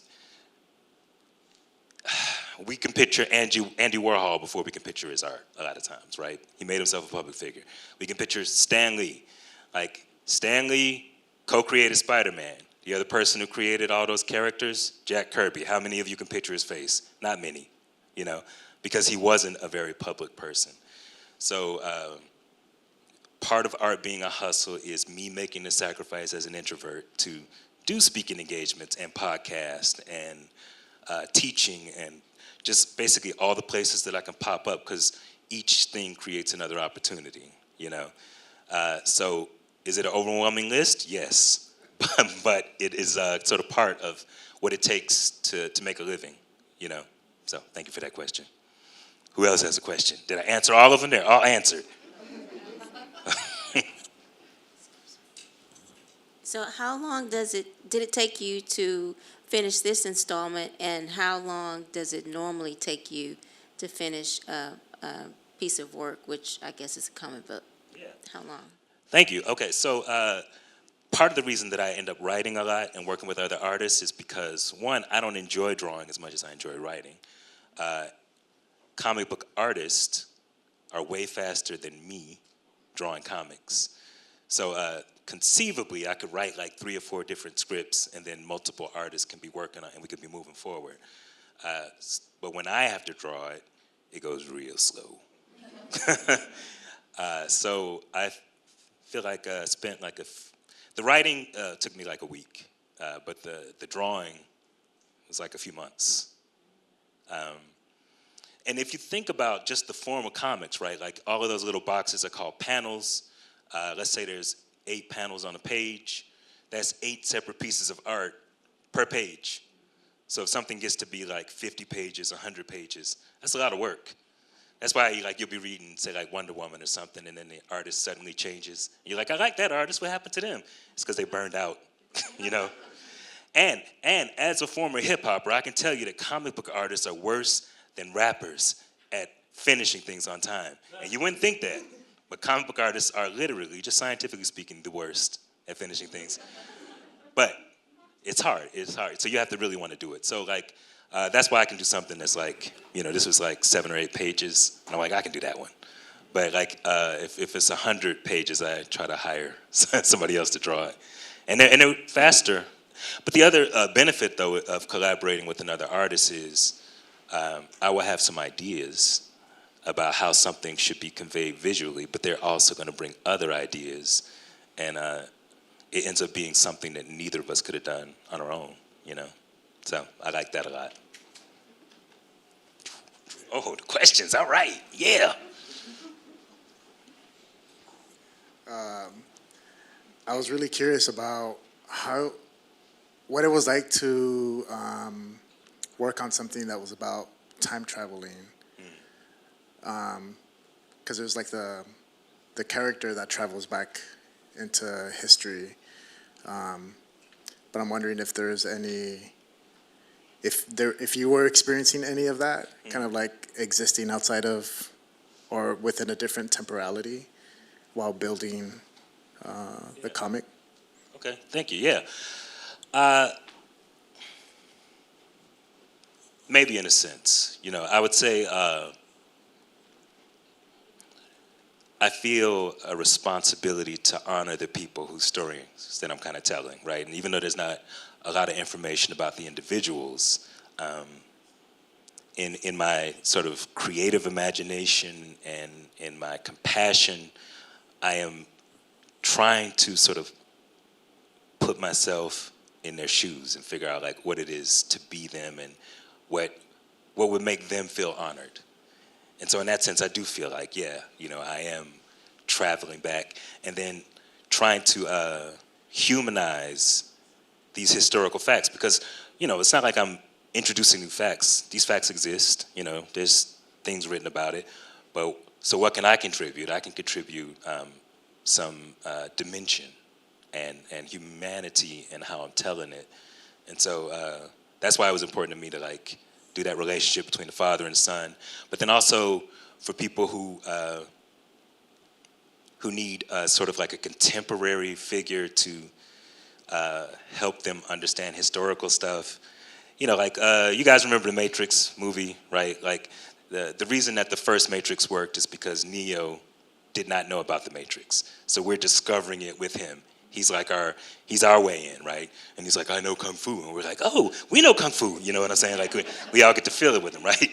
And so that's kind of the same thing as for me as having a figure who exists in our present, going back to examine these things, I think is a really powerful way to tell that story. But thank you for that. I saw some other hands. Okay, we got one, and then we got 2. I'm so cold, I almost forgot the question. Right. So you know how you did the comic on Dearborn? Have you thought about maybe doing a particular time in your life, like maybe a different experience, a type of experience you may have had, and make that into a comic, or you being maybe an introvert and how you come out of being such an introvert, maybe making a comic out of that. Because then I think people can also relate to that personally as well. Well, one, I'll say you're right, but it wouldn't be very introverted of me to tell a story about myself. You know, bio comics are actually pretty big, and I had a literary agent for about 5 years. And this dude was big. He represented Barack Obama and Russell Simmons and Ilhan Omar and all these like big names. But he never got me any offers. And I was like, oh, he's just used to representing famous people. That's what it is. But he for a long time was like pushing me towards doing like biographical comics about my life. And I pitched something, you know, but I'm not that interested in talking about the minutia of my life. I think the thing that interests me more as an artist is being able to use something spectacular to tell the story of whatever it is that I'm trying to comment on. So like in this case, it was history, but I used time travel as a device, right? I like that sort of Twilight Zone formula, you know, of using things that are sort of supernatural to tell really human stories. So, yes, thank you. Okay, one more question. All right, make it a good one. You're the last one. Huge comic book fan, so I hope it's a good one. I feel like part of the benefit of comics is that there are a lot of characters that have a lot of history, and so a new writer can come in and always bring a new spin. Obviously, Ta-Nehisi Coates' run on Black Panther was fantastic. What they did with Black Panther 2 in terms of reinterpreting Namor as Namor and more of like this anti-colonial like badass, which was fantastic. If you had your chance to run with one of the big name like comic book heroes, whether it's Marvel, DC, Image, or any other of the independent comic book companies that are out there, I'd love to hear who would you choose and what would be your spin that you give to the character. Oh, okay, nice. Actually, for a while, I was thinking about Mr. Terrific. I know he's not a super big name. He's a black character, black character from DC, yeah? Okay, he's going to be in the new Superman movie, so more of you will know him. So his claim to fame is he's supposed to be the third smartest man in the world, right? Which I think is ridiculous. Like, how do you get ranked? And why are you bragging about being the third smartest, So I thought it would be interesting to write something that's sort of like Frasier, where he's like super intellectual and pretentious, but then his real hood cousin shows up, and his cousin is way smarter than him, and it makes him angry, And I thought it could be like a cool little mystery and the playoff, and so that's one I want to play with. And then Ghost Rider from Marvel. So there was a Nicolas Cage movie where he played Ghost Rider. He has the flaming skull head, but he's supposed to be like God's spirit of vengeance. And I think he would be a really interesting one to do some like supernatural Twilight Zone sort of anthology stories with. So those are my answers to that one. Thank you. That's a good question. I really appreciate it. Is that our time there? Thank you, guys. I really appreciate it.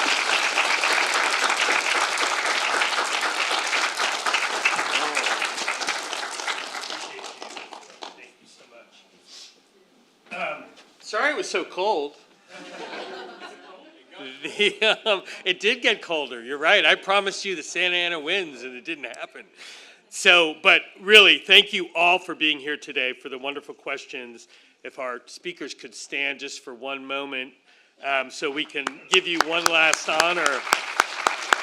Yumi, Emmanuel, Fabian, Rafa, and Alan, your presentations were excellent and thought-provoking, and they certainly, I don't think I've been in a talk where there have been so many questions, so I really appreciate all the audience participating as well.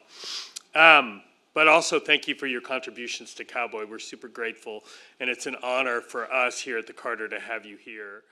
But I do want to invite you all. I mean, you you can fanboy and girl out on the artist after the talk here. But if you haven't been up to the show, and now that you have some personal insight from the creators themselves, please, the exhibition is open today until 5. It's about 3:20, and it's open until March 23rd. Is that right? March 23rd. Great. So thank you again. Appreciate you all.